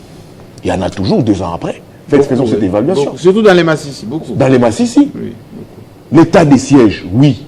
Que Charles Quint veut dire ici que, à demi-mot, voilà, ça fait un peu quelque chose, un peu là, écoutez, il y a toujours des morts. Ben, il n'y a pas d'image. Jean-Marie, les gens sont toujours déplacés, il y a toujours des morts. Il y a l'insécurité. L'état de siège, nous avons un pan du territoire national toujours occupé par les Rwandais. Si vous allez au niveau de l'Ituri, il y a aujourd'hui des communautés qui se battent entre eux. Au niveau de l'Ituri, entre elles, ces communautés. Maintenant, dites-nous, en quoi est-ce que ça marche et ça réussit? Ça n'a pas réussi, c'est un échec puissant. On a vu ici, même cette manifestation organisée au Palais du Peuple, ouverte par le président de la République, clôturée par le Premier ministre. Il fallait voir la revendication des élus, élus de ces coins. On dit que c'est eux qui profitent de ça. Jean-Marie. C'est eux qui entretiennent les groupes armés. Mais vous savez, les sorties des groupes armés. Le problème, ce n'est pas d'entretenir. Oui. L'État ne s'est pas imposé pendant cet état de siège. Et l'État ne les a pas arrêtés non plus. Non, l'État Si Mbosso les connaissait, ces gens qui sont dans la... Il fallait que Mbosso, qui a des informations, Il devait aller peut-être dans une commission, livrer ses députés. Lui-même ne l'a pas fait. L'État ne s'est pas imposé dans cet état de siège. L'État ne s'est pas imposé. L'État a laissé. Moi, je pense, excusez-moi, pour moi, je pense que c'était une kermesse. Pour faire ça. Mais Jean-Marie. Mais il y a des rapports quand même. Mais Jean-Marie, quand je parle. Il y a eu des débats. Quand je parle de la kermesse, c'est quoi? Oui. Moi, j'étais à Goma. Une fois que le jour que les jours qu'a été élevé, c'est que il y avait quoi, on nous avait instauré quoi, il y avait au niveau de Goma avant l'état de siège. Couvre-feu. Couvre-feu. Oui. Mais quand j'arrive au niveau de Goma, j'étais à Goma, on me dit il n'y a plus de couvre-feu, ça a été élevé. J'ai vu cette jouissance. Ah oui? Oui, une forte jouissance. Je sais, je pas de la kermesse, c'est une jouissance. Les gens ne voulaient plus de ces couvre-feux. C'est comme au niveau de Goma, au niveau de l'Itourie. Les gens n'en veulent plus de cet état de siège. Parce que... Pour mieux voler alors. Jean-Marie, ce n'est pas pour mieux voler. C'est que les militaires les empêchent de voler. Jean-Marie, on n'a pas récupéré Rutshuru. On ne nous a pas récupéré aujourd'hui Bunagana. C'est toujours sous occupation, Jean-Marie. Ça n'a pas été récupéré. On voit toujours comment est-ce que l'armée rwandaise et ouganaise opère sur nos sols, Jean-Marie. On a parlé des taxes ici, imposées par l'armée rwandaise. Je vois mon ami dire ici, Kagame est allé vers les Rwandais, les M23. Les M23 n'est pas affaibli. Les M23 opèrent, Jean-Marie. Qu'est-ce qu'on veut nous dire ici? Ça opère. Merci. Et on veut nous faire comprendre que non, l'état des sièges, il faut... Non, Jean-Marie, en tous... Jean-Marie, j'ai toujours dit, c'était une mesure d'exception prise par le président de la République, mais la vraie solution idoine d'ailleurs, c'est de réformer l'armée, de travailler notre armée. Où en sommes-nous avec l'EAC aujourd'hui? On est là. Ils sont là. C'est vrai, on a même terminé le mandat. Oui, on a même terminé le mandat. Je vous avais dit que Jean-Marie, l'EAC ne partira pas. Ça va rester ici. Et l'EAC aujourd'hui coopère avec les M23, avec notre groupement militaire.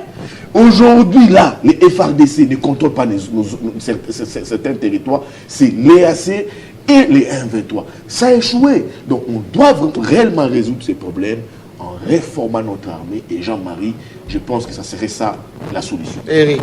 Justement, moi j'ai une autre approche peut-être. Tout ne se dit pas sur réussite ou échec?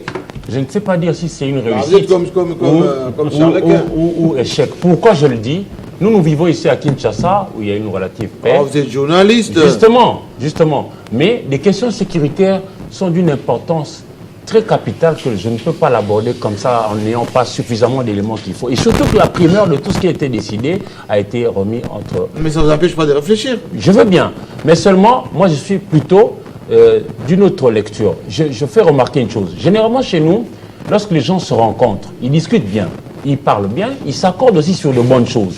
Mais lorsqu'arrive le moment d'appliquer ce qu'on s'est dit, c'est là où ça casse. Pourquoi je le dis?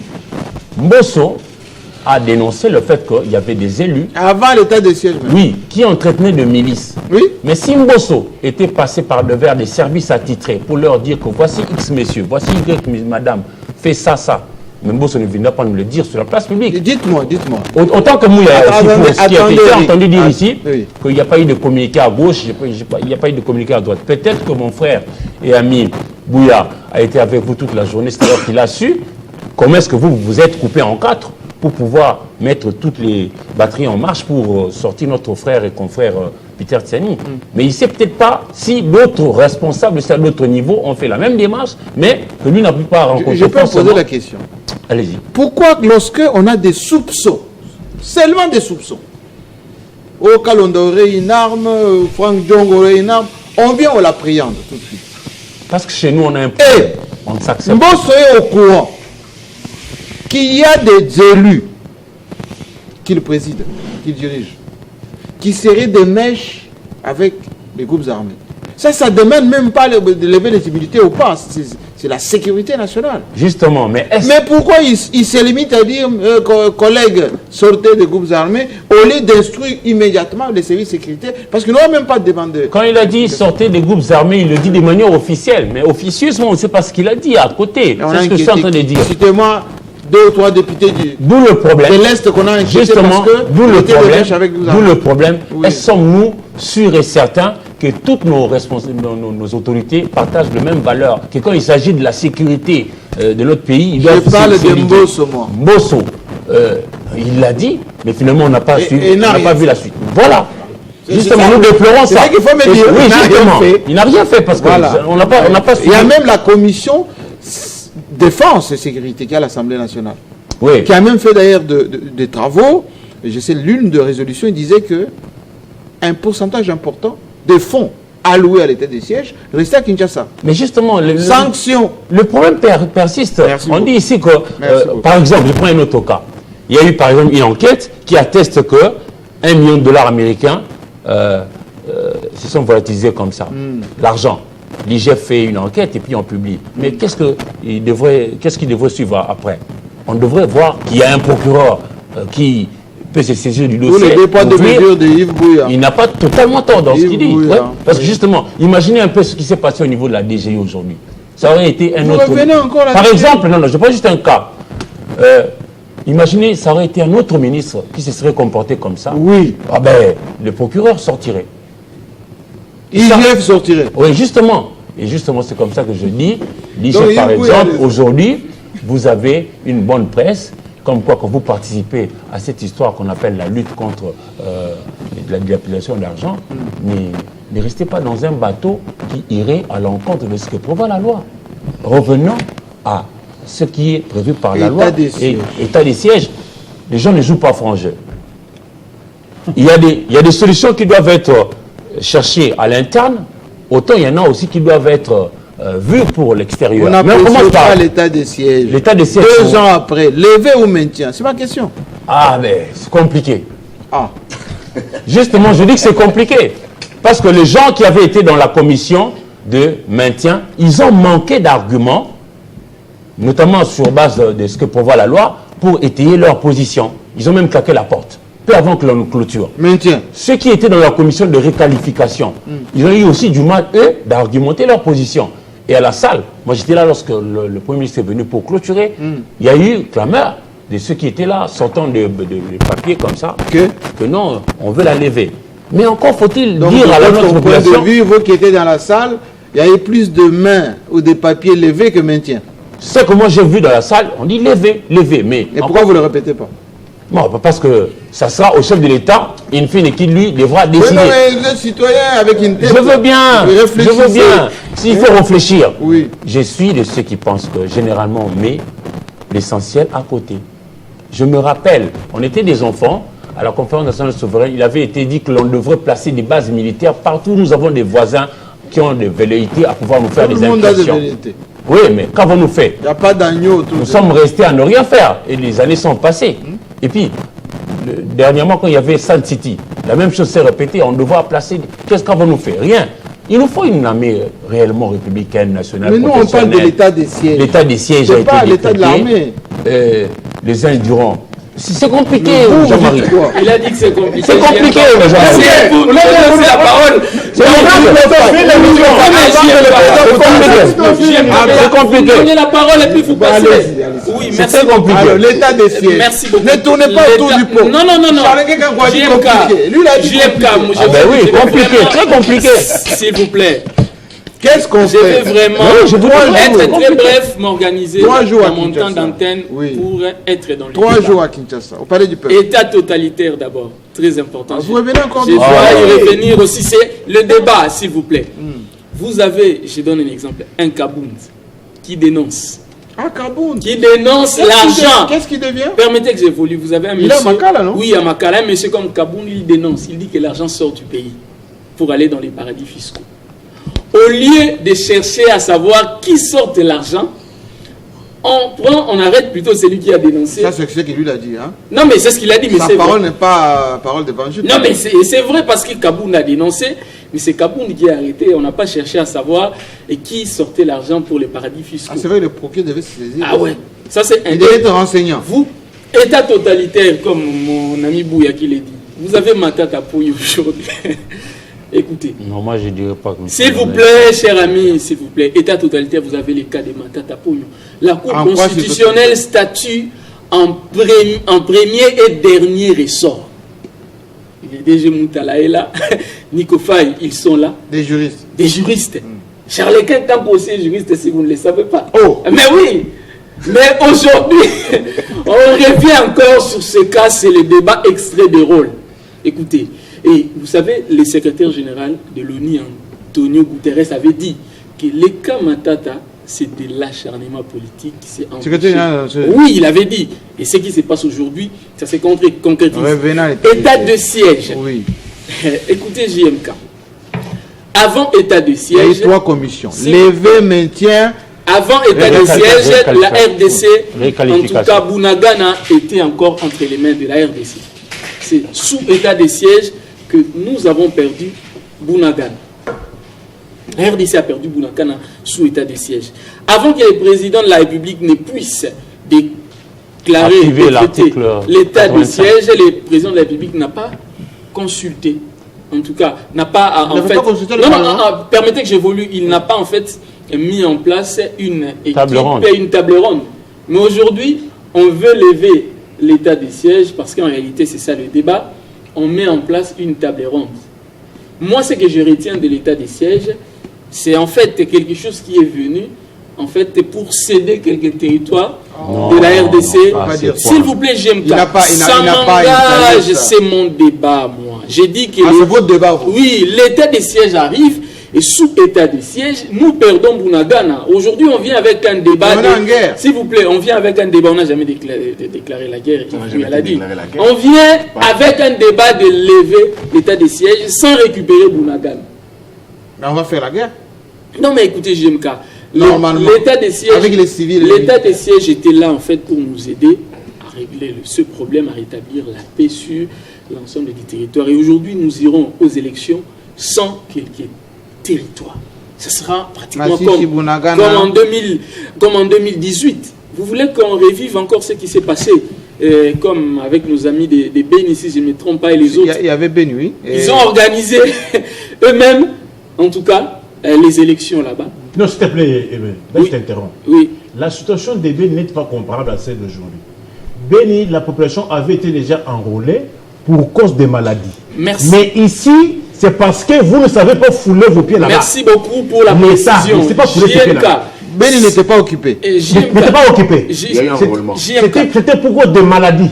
Ebola. Merci beaucoup pour la précision. C'est pour dire qu'en réalité, en clair, pour me résumer, pour permettre le président de parler, parce qu'il n'a pas beaucoup parlé. Il n'a pas beaucoup parlé. En réalité, ce qui se passe, en fait, c'est un échec sur...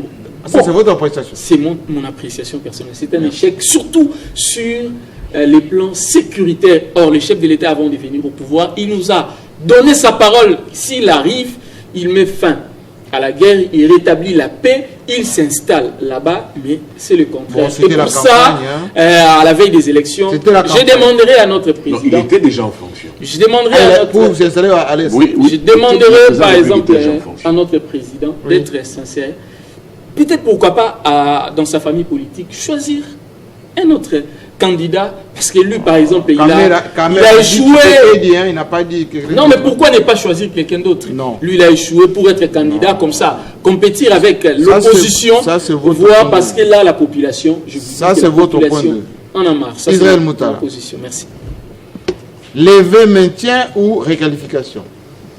Pour moi clairement il faut lever l'état de siège. Parce que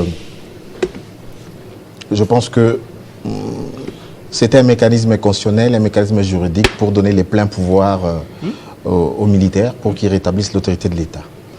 Mais parce que, en fait, un mécanisme constitutionnel ou juridique, c'est pas ça qui résout fondamentalement un problème. Notre problème demeure, notre problème, il est structurel, c'est le problème de l'armée. On n'a pas encore atteint notre armée n'a pas encore atteint la maturité pour imposer le respect à tous nos voisins belliqueux. C'est un fait. Donc, que l'on dise... J'entends parce que j'aimerais, pour que ça ne m'échappe pas. Oui. Parce que j'entends ici, voilà, on va aller aux élections sans Bunagana. En 2011, quand on est allé aux élections avec Bunagana, Bunagana était contrôlé par les Rwandais. Mais voilà. En 2006, quand on est allé aux élections, cette partie était contrôlée par les Rwandais. Donc, il n'y a qu'avec l'opération Pomme Verte en 2013 qu'on a rétabli la pleine souveraineté de l'État. Pomme Orange. On a rétabli la pleine souveraineté. C'est avec cette opération en 2013 qu'on a rétabli la pleine souveraineté. Après de longues années, 4 étoiles. Qu'on a rétabli la pleine souveraineté de l'État après de longues années sur cette. Voilà. Alors, voilà, faut pas. C'est de l'histoire, c'est des faits. Et donc, avant 2013, donc ça faisait plusieurs années que cette partie, formellement, c'était une situation de ni paix ni guerre, mais c'était sous le contrôle total du Rwanda. Aujourd'hui, nous sommes dans la même situation de guerre. Et le Rwanda... Oui, mais ça ne vous choque pas quand Willy Ngoma, il dit, ici c'est nous qui faisons la loi, nous les taxes c'est nous. C'est un égaré, Jean-Marie Kakamba, il ne faut pas préparer assez. Mais ça veut dire que ça me choque comme vous n'avez pas idée. Quand on peut maintenant quitter le Massissi, aller au Rwanda, il n'y a même pas la DGM, il n'y a rien aux frontières. Mais c'est ma dignité d'homme de Congolais. D'un grand pays comme le nôtre. Absolument. Mais quand on dit qu'on est un grand pays, justement, travaillons justement pour être ce grand pays-là. Mais j'aimerais encore une fois nuancer les choses ici. Nuancer encore une fois. On est dans un processus de rétablissement de l'autorité de l'État. C'est un processus. Ça pouvait prendre 3 mois, 6 mois, 10 ans. Ouais, bien sûr, pourquoi pas. Écoutez, quelle est la deuxième puissance? Merveille, je vais t'apprendre parce que tu rigoles là-dessus. Je t'apprends d'abord. La deuxième puissance économique au monde, c'est la Chine, n'est-ce pas? Oui, la Chine, oui. La Chine a-t-elle la pleine souveraineté sur Taïwan qu'elle revendique? La Chine a-t-elle la pleine souveraineté sur, ou même une souveraineté partielle sur les îles qu'elle se dispute avec le Japon? Non. Ça veut dire qu'aujourd'hui, la Chine revendique des territoires, des îles, qu'elle n'est pas en mesure d'assurer la pleine souveraineté. Je te donnerai des exemples à foison. Je te donne l'exemple même de la Russie et de la Chine. Ils n'ont pas encore défini une frontière commune. Il y a eu même une grave crise en 1969 entre la Chine et la Russie. Ils ont failli arriver à la guerre. Et donc ce problème-là est pendant aujourd'hui parce que la Chine estime que la Russie occupe encore un pan de son territoire. Donc, et là, ils sont loin, les Sénégal, la Casamance aujourd'hui. Je peux donner une centaine d'exemples pareils. L'Argentine, les îles Malouines, avec la Grande-Bretagne, avec le Royaume-Uni aussi. Oui. Là aussi, justement, c'est une question de souveraineté. L'île de Bagassi avec le Nigeria. Le Nigeria. Donc, je peux multiplier. Voilà pourquoi est-ce que dans les États... Voilà. Donc, je peux multiplier des exemples. J'en ai des centaines. Mais Bunagana, c'est chez nous quand même. Oui, mais c'est ce que je dis. C'est quand même... Mais on n'a pas... C'est ce que je dis. Je suis à Massissi, il fait beau là-bas. Ah, d'accord. Moi, j'étais à Bunagana. Donc, ça veut dire que j'aime cette partie... il y a des montagnes. Absolument, c'est très beau de ce côté-là. Voilà pourquoi je dis encore une fois que l'instrument par excellence pour exercer notre pleine souveraineté, c'est l'armée. Donc, si on décrète l'état des sièges, ou si on lève l'état des sièges, lever ou décréter l'état des sièges, si l'armée n'est pas encore en mesure d'imposer la pleine souveraineté de l'État, il n'y aura rien. Donc, le vrai problème ne se situe pas sur le mécanisme institutionnel, mais c'est la question. Alors, pourquoi on a dépensé autant d'argent? Quelqu'un m'a dit, mais c'est des gens là qui gèrent l'état des sièges, qui se sont embourgeoisés. Regardez la bonne santé de ceux qui gèrent l'état des sièges. On construit des immeubles. Donc, en tout cas, pour moi... Au lieu de libérer le pays, ils se sont libérés eux-mêmes. Je suis... Ah là, je ne veux pas citer les gens. On a dit ceux qui gèrent. Et je suis parfaitement d'accord que... les militaires, les civils qui étaient là. Les militaires, ils ne sont pas dans faire l'administration. Les militaires ne sont pas doués. Pour moi, ils ne sont pas doués pour faire l'administration. Comment ça, inaugurer des petits ponts, aller dans des cérémonies? Absolument, je suis parfaitement d'accord. Ils doivent se concentrer à faire la guerre. Moi, je pense qu'on doit les décharger de ces missions administratives et civiles très vite, pour moi aussi. Et les changer même, de rappeler. Je suis parfaitement d'accord. Pour moi, je suis d'accord. Parce que... même quand il parle de l'augmentation des recettes tout ça. Mais on a dit, quand vous lisez... on paye 2 administrations. Quand vous lisez... Ceux qui étaient là, les civils, on continue à les payer sans qu'ils travaillent. Quand vous lisez la société civile et les gens de la... Ça veut dire quoi? Parmi les grands couleurs des recettes publiques, c'était des officiers de l'armée, certains Bien officiers de sûr. l'armée. Et donc, comme maintenant il y a un officier, selon Paloukou, qui a dit que, parce qu'il y a un officier comme Ndima, il était en mesure maintenant de remettre de l'ordre. Parce que parfois, les gouverneurs civils ont du mal à faire respecter l'autorité de l'État dans les ports, dans les postes frontaliers. Et c'est là qu'il y a beaucoup d'évasion, beaucoup de fraude. Et donc, comme maintenant il y avait un militaire haut gradé à la tête d'une province, on a pu faire respecter ça. Donc, Et on a perdu la principale porte d'entrée. donc pas la Bunagana, Bon. par où passent donc autant de camions. Non, c'est pas la principale. La principale, en tout cas, c'est la principale. Les principales, c'est La grande Kassindi, barrière. c'est la grande barrière, la petite. Oui. Mais Bunagana, c'est aussi- avec l'Ouganda. Avec, Avec mais l'Ouganda. Non, mais avec l'Ouganda, il y a Kassindi, avec en province orientale. Mais je suis d'accord quand même que c'est un poste important. Merci. Et que moi, pour moi, je suis pour la levée. Qu'on lève ça. Pour la Alors. levée de l'état du siège. Il me regarde et sourit. Lever, maintien ou réqualification. Ne lisez plus la Constitution. Réqualification, d'abord, ça ne vient que de ce régime. Si vous lisez cette constitution passée au référendum, du 1er au 229e, il n'y a pas le vocable réqualification. Non, la situation, on peut la réqualifier aussi. Non. Bon, je vous comprends, ce régime ne fait que ce qui lui vient dans sa tête. L'État est régenté par les lois, pas par les humains. J'ai entendu sur ce. Parlez comme Nanga, vous. On a cherché à engager un débat sur l'État totalitaire. Lorsque vous avez un parti qui cherche, qui n'avait que moins de 30 députés, mais qui s'arroge maintenant le luxe d'avoir l'Assemblée nationale, en vertu de quoi? Lorsqu'on cherche l'un seul parti, cherche à avoir la même mise sur toutes les élections. C'est ça le totalitarisme. Lorsque vous avez un président qui bat campagne pour le RAM, l'autorité budgétaire n'est pas au courant, ne connaît même pas là où cet argent est logé. Même pas l'argenté de la République. Seul, un seul parti, la présidence de la République. Ça, on est où là? Lorsqu'on dépasse 27 millions de contribuables congolais, on dit que nous avons cadeau à Mkonzambouk. On est où? Lorsque les cortèges et ces mêmes présidents de la République tuent les gens, on ne peut pas les inquiéter. S'il te plaît, Jean-Marie, non. on parle d'État. Faut pas dire tu. On parle Non, d'État. alors retirez-tu. C'était un Lorsqu'un accident. véhicule Accident. de la présidence de la République Accident. tue quelqu'un, est-il exemplaire? Accident. Et la question que nous allons nous poser, Accident. tous ces véhicules-là qui violent le code de la route, Non, sont-ils assurés l'escorte auprès- est protégée par la loi. Sont-ils assurés auprès de quelle société? Non.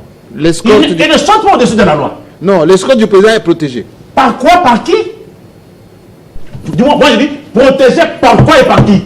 Par la loi. Vous voulez me faire croire Les que immunités du président. les véhicules du président de la République, eux, peuvent tamponner quelqu'un? Non, et puis, je n'ai pas dit ça. ils tamponnent? L'escorte, c'est... Charles Chamba est enterré. Y a-t-il même pas un paquet d'eau? Qu'est-ce que vous en savez? La Qu'est-ce que délégation vous- qu'est-ce que présidentielle, la Qu'est-ce que délégation vous en présidentielle savez? qui est allée à la famille, Oui. elle est répartie, même pas laissé les numéros de Non, coordonnées. qu'est-ce que vous en savez? On a enterré, Non. la famille seule s'est débrouillée. Non. Vous en- vous en- Dans les États, Je vais dans vérifier. les États, Jean-Marie, Moi, je vais vérifier. lorsque vous Mais avez je des ne problèmes pense pas avec que c'était le cas. l'État, dans les États, lorsqu'on a des problèmes avec l'État, c'est une source d'enrichissement. Explication. C'est-à-dire, un véhicule présidentiel d'Obama, de Joe Biden, de Macron tamponne quelqu'un. Pensez-vous que la famille des victimes, là, sera comme. Sa vie financière sera comme elle était avant? Mais vous avez une fixation, S'il te monsieur. plaît, s'il te plaît. C'est ça l'État. C'est ça l'État. C'est ça bon, l'État. revenez au J'entends débat. ici, on dit, oh non, le ministre. Mais ce régime n'a mené que des problèmes. Les régies financières, ils ont trouvé les primes permanentes. Où sont passées les primes permanentes? Au niveau des régies financières. On les paye? Et ils ne payent plus. La prime permanente, la plus-value, que le cas de lui-même a abrogé par un arrêté. Mais si je trouve que c'est inutile. Attention, je me fie finalement. Mobiliser La plus. plus-value, c'est quoi? Comment combattre la corruption? Comment combattre la fraude? Il faut encourager la personne qui mobilise pour qu'il ne soit pas tenté. Sur plus là. Mais lui a abrogé. Monsieur Kézati. Mais il y en avait 5 milliards. On payait les gens à des dettes fixes, non? Mais pourquoi 16 millions on paye à des dettes fixes? Ce sont des questions simples. Attends, mon école primaire à comprendre. Dernier lobby, 5 milliards dans fonctionnaire non sur l'État du 12 au 20. Vas-y, Bambongo. Mais comment aujourd'hui 20 prétendus 16 milliards, tu as commis moins 100 ans il y a 50 jours? téléphone et son agaté. Oh, monsieur. Est-ce que vous êtes fonctionnaire? Je ne suis pas fonctionnaire. Alors, je ne suis pas un qu'est-ce que vous en savez? Qu'est-ce que j'en savais? Oui. Bah, résultat examen d'État, combien de mois? 1 mois et demi. Mais c'est en cours de... Mais hier, avec 5 milliards, c'était dans plus ou moins 2 semaines. Mais c'est en cours de publication. J'ai dit ceci. Mais comment avec 5 milliards, la publication se faisait en dehors de 2 semaines? Vérification. On vérifie les grèves. Les corrections. Les correcteurs sont où? En grève. Mais vous ne revenez pas au tête de siège, monsieur. C'est ça là le débat. Pardon? Le débat. État de siège. Oui. J'entends ici recette. Est-ce qu'on décrète l'état de siège pour générer les recettes? C'est une conséquence. Article 85. Suivez les motifs qui poussent les dirigeants à proclamer l'état de siège. Article 85. Ça, c'est la Constitution. Ce n'est pas le manifeste de Lancelot. Mais vous tenez déjà parti, monsieur. Non, parce qu'on confond. Lorsque les circonstances graves menacent d'une manière immédiate l'indépendance ou l'intégrité du territoire national ou qu'elle provoque l'interruption du fonctionnement régulier des institutions. Est-ce qu'on a dit que non? Vous, quand vous devez générer les recettes. C'est lié au territoire, lié à l'insécurité, à la vie humaine, qu'on proclame l'état de siège. On ne proclame pas l'état de siège pour commencer à construire les ponts. On est où là? Si ce n'est que dans les régions du rassemblement et du RAM. Qu'on dise, est-ce qu'on avait proclamé l'état de siège parce qu'on avait besoin de l'argent? Pour les ça a échoué, prendre carrément une ordonnance abrogeant la première. En vertu du principe de parallélisme des formes et des compétences, la même signature qui avait pris cette ordonnance, que la même signature. Mais on peut évaluer quand même. On peut évaluer. L'évaluation, je vous renvoie à la Constitution. Est-ce que pour proclamer cet état de siège, on avait demandé le concours de qui? Et pourquoi maintenant lorsque ça échoue, et hier on disait quoi? Pour la première fois, on a pris l'état de siège. Oui, pour la première fois, l'état de siège aussi a lamentablement échoué. Mais vous êtes pessimiste, hein?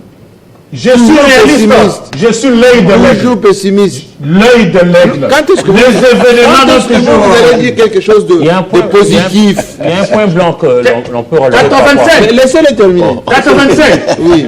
Suivons. Oui. Pour aller encore chercher maintenant à détourner l'attention de la population aux consultations, voilà encore des dépenses encore, au moment où mes engins fonctionnaires ne sont pas payés, au moment où les correcteurs, certains enseignants, cet argent-là, si on avait l'esprit de l'État, cet argent qu'on a encore dépensé pour convoquer les gens, pour qu'ils veulent statuer sur le tas de sièges, cet argent-là aurait dû, il y a 2500 enseignants, que le régime ici a fait croire à l'opinion qu'ils étaient des fictifs. Ces enseignants ont passé 6 mois sans être payés, jusqu'aujourd'hui. La conséquence, ceux-là qui réclament, on leur désactive encore. On leur dit quoi? Au Lingozonga Moussala, pour tout n'arriver, il y a Binouanate. C'est le cas de qui? C'est le cas de qui? Léopold Boutoyolo, enseignant syndicaliste. D'ailleurs, quelqu'un m'a envoyé une question vous concernant, qui dit ceci. Nico Faye parle beaucoup, d'abord il n'amène plus ses tomates et tout ça. Les tomates? Non. T'as la tomate à 500 francs. Non. Mais une tomate à 500 francs. Qui savait que vous avez une tomate? Oui, remettez votre tomate dans votre poche, c'est terrible. La question était, merci beaucoup. La question était, maintenant que toi, ils ont quitté, tu as commis à 22, 23. C'était à 27. Maintenant que c'est descendu, vous ne dites rien. Félicitez au moins Vital Kamerhe. Jean-Marie, quand moi je ne veux pas plaisanter. Oh, monsieur. Le régime a trouvé $100 à 160 000. Sama 1 nous a laissé à 225 000. Les lotos, ils allaient nager entre 245 000 et 250 000. Vrai ou faux? Ah, c'est vrai, moi je suis... Vrai ou faux? Ça c'est vrai, ça c'est... Mais l'économie, ça fluctue, monsieur. Je pose la question. La fluctuation de Je pose la l'économie. question. Les taux varient aujourd'hui. Mais ça fluctue. Les taux l'économie. d'aujourd'hui varient de 245 à 250 000. Vrai ou faux? Oui, bon, posez vos pays. Je ne croyais pas que vous avez ça. Merci beaucoup. Autant il a des tomates. Je n'ai pas encore fini. Alors, clôturez. Alors, Oui. on ne proclame pas l'état de siège pour des raisons financières. On proclame... Mais Charles Quint a dit on recevait des photos des cadavres, des charniers, Ce tout qui ça. s'est passé Maintenant, mardi. il n'y a plus. Écoutez, qu'est-ce qui s'est passé mardi, la nuit du mardi au mercredi, De cette semaine. à Djougou, à Eringeti. Tous ces massacres, 17 morts la nuit de mardi à mercredi à Djougou. Et vous banalisez cela? Vous banalisez cela? Ce qui se passe quand nous tenons ce propos à Eringeti, la population est en train de fuir. Qui connaît ce qui se passe dans ces territoires-là? Qui sait ce qui se passe là-bas? C'était notre territoire. Et puis, ce régime peut être poursuivi pour trahison. Pourquoi? Et puis, ça s'appelle abstention coupable. Pourquoi abstention coupable? On est là, on n'agit pas. Pourquoi on voit le dur Volodymyr Zelensky au front? Pourquoi Zelensky est au front? Mais ici, on nous a promis qu'on ne ferme pas l'œil aussi longtemps qu'il y a déjà passé un mois au front. Merci beaucoup. Merci. Ayez vos temps. Respirez, respirez. Oui. J'étais calme, je suis pas... Non, je parlais de microphone, pas vous. Vous êtes toujours calme. Je croyais qu'on allait faire un... Mais c'est son point de vue. Ne jugez pas son point de vue. Donnez le vôtre. Je croyais qu'on allait avoir un débat sérieux sur ne fût-ce que les éléments notionnels d'un État totalitaire. Je suis déçu. Tout ce qu'ils ont dit sur l'État totalitaire, ça ne tient pas. Non, mais ils ne comprennent absolument rien. Il y a les caractéristiques d'un État totalitaire. L'État totalitaire qui a commencé avec Benito Mussolini en Italie.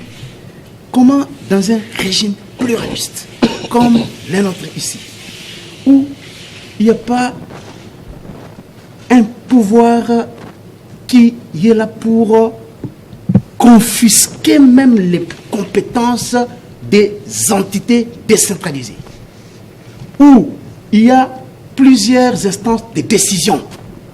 Comment, dans un État comme celui-ci, où il n'y a pas un encadrement idéologique de la jeunesse à travers des instruments de communication pour contrôler les masses, comment, dans un tel régime où les gens parlent librement, critiquent, manifestent, comment peut-on parler d'un État totalitaire? C'est excessif. Comment dans un pays où il y a aujourd'hui près de 1000 partis politiques, comment peut-on parler d'un État totalitaire au sens informel? Dis-moi, comment? D'accord, merci. Vous voyez que, s'il vous plaît, vous aurez la parole. On est dans le burlesque avec des comportements, des tempéraments volcaniques pour faire du spectacle sur le plateau comme celui-ci où des gens plus intelligents, plus instruits que nous suivent, ils peuvent nous considérer. Vous savez, moi, récemment, j'ai reçu un message. Je ne sais pas comment on a eu mon numéro de téléphone. C'était d'abord hier, en Mauritanie. En Mauritanie, pardon. Quelqu'un qui m'a écrit là-bas, il me dit qu'il me suit sur Télé 50. Il parle avec un accent. On vous suit, oui. On vous suit. Vous voyez là, tous les journalistes africains qui sont en Côte d'Ivoire, en train de voir nous ici faire un tel débat. C'est honteux. C'est vraiment honteux, Jean-Marie. J'aimerais préciser quelque chose. Mais s'il vous plaît, vous allez parler. Mais c'est pas toi qui gères le débat. S'il vous plaît, allez-y. Donc, je suis déçu. Et j'aurais voulu. Il y a beaucoup de faiblesses dans notre appareil judiciaire, l'administration de la justice. On a dénoncé les cas ici de la manière d'arrêter les gens, oui. Je signale selon qu'il a recouvré sa liberté, je salue. Voilà un État totalitaire. Ça, c'est un État totalitaire. C'est ça l'État totalitaire. Ça, c'est quand j'aime qu'elle travaille, il travaille. Merci beaucoup encore. Merci. Donc, je pense que ici, Jean-Marie, parfois, on ne peut pas quand même nous laisser faire du coq à l'âne. de manière mais non, mais non, JMK, vous avez quand même au-delà d'être des journalistes. Non, mais s'il vous plaît, il va pas. Alors, qu'il place sur vous l'état des choses, je viens en haut. Oui, placez. L'état des choses. Ne redites pas ce que je l'ai dit au début. Ici, oui. Que c'est compliqué, ça on l'avait compris. Les élections, oui. Certainement, cet état des siège sera levé. C'est pas pour ça. En tout cas, je pense que cet ça a échoué, parce que sera levé. Et je suis d'accord avec ce que Israël Moutala a dit ici. Nous devons travailler pour avoir une armée qui doit faire peur à tous les voisins. Tous nos voisins. JMK, j'aimerais préciser quelque chose ici, au-delà d'être des journalistes qui se basent sur les faits. Je sais qu'ici, nous tous, nous sommes aussi des scientifiques.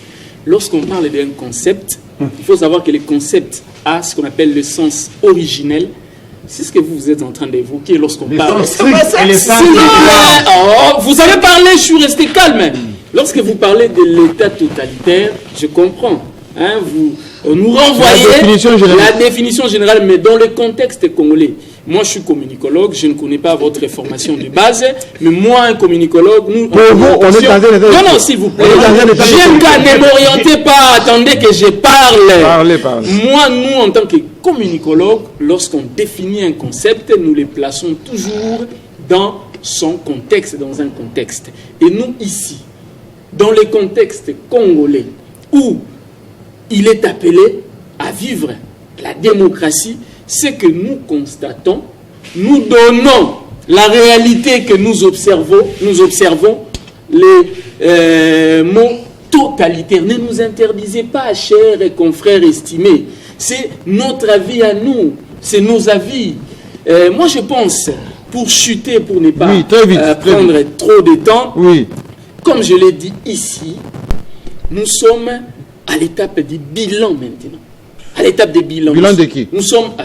qui est au pouvoir? Le régime, non?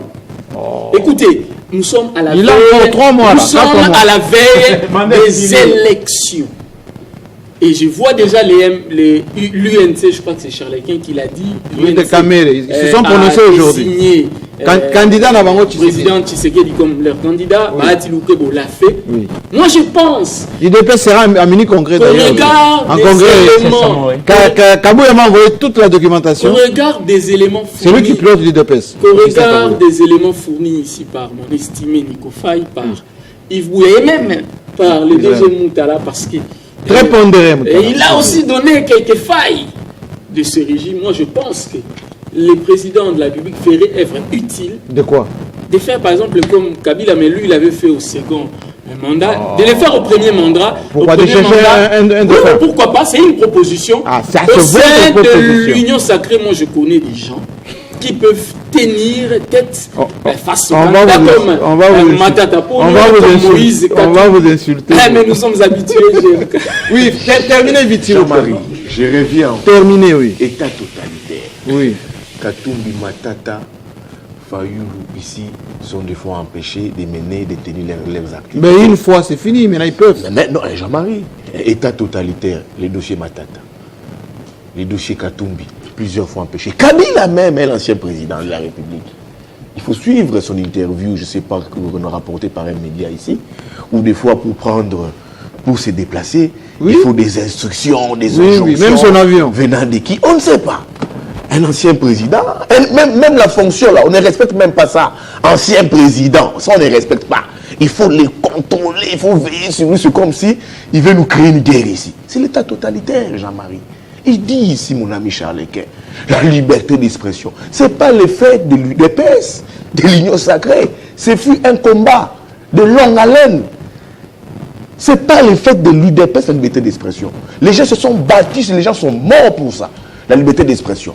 Jean-Marie, c'est très important. Maintenant, lui, Charlequin, veut attribuer ça. Dans un état totalitaire, il n'y a pas de. Non, écoutez, mais où est-ce que. Écoutez, est-ce que nous sommes dedans?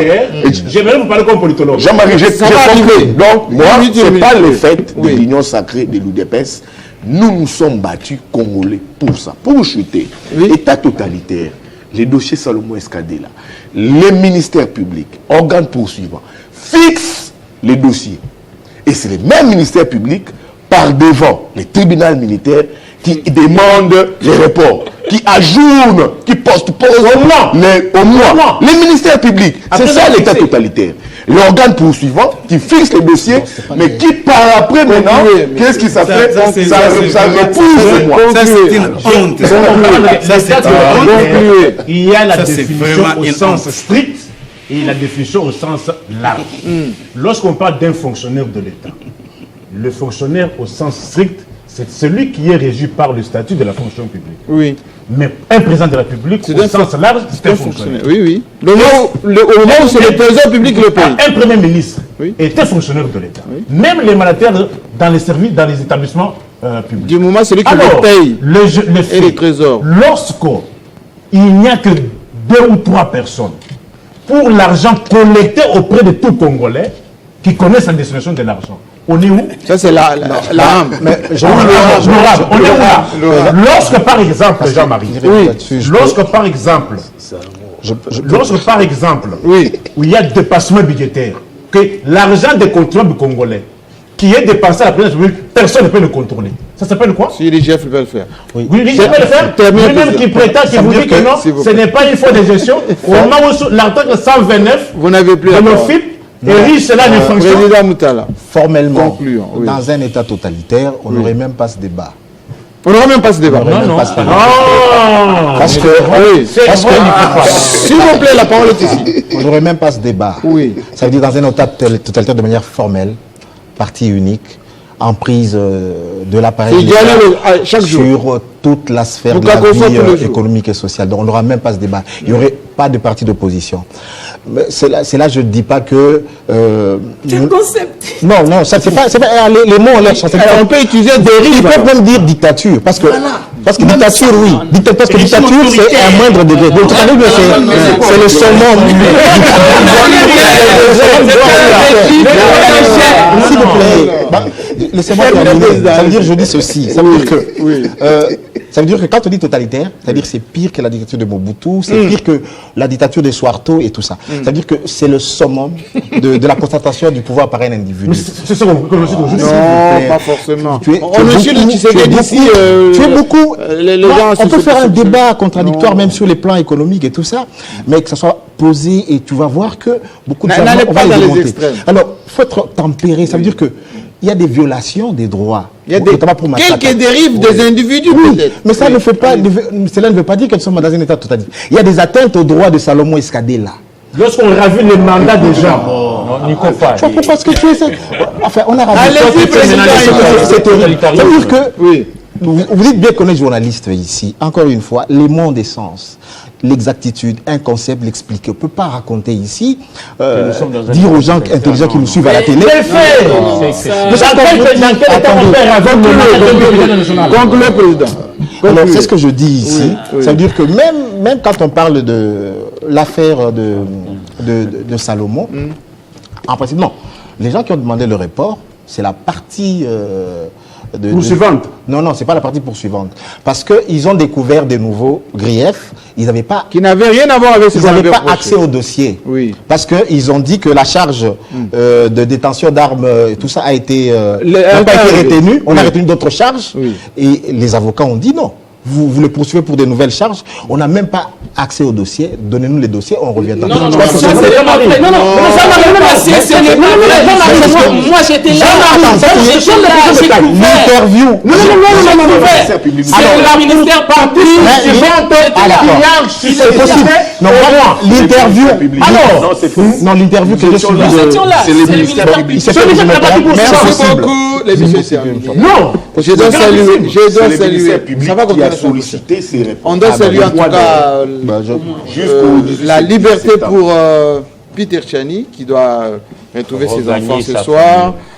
Merci pour ceux qui, à tous ceux qui ont pu manifester leur sympathie quant à cette libération. Mais je rappelle, nous sommes des journalistes, restons journalistes. Sortons des invectives, des affirmations et surtout, un journaliste engagé, ça n'existe pas. Un journaliste parti n'existe pas. Encore un débat. Un journaliste doit être engagé pour la vérité. Encore un débat. Et les faits. La vérité et les faits. Pas pour les individus. C'est ça la vérité. La vérité est que... Merci à vous. dans quelques instants le journal pour ces samedis soirs. Votre émission rediffusée jusqu'à lundi. N'oubliez pas que le Congo est éternel. N'oubliez surtout pas. Les hommes passent, les institutions et le pays restent. Donc, pendant le temps que vous êtes là, faites du bien. Rappelez-vous ça. Faites du bien. À la semaine prochaine.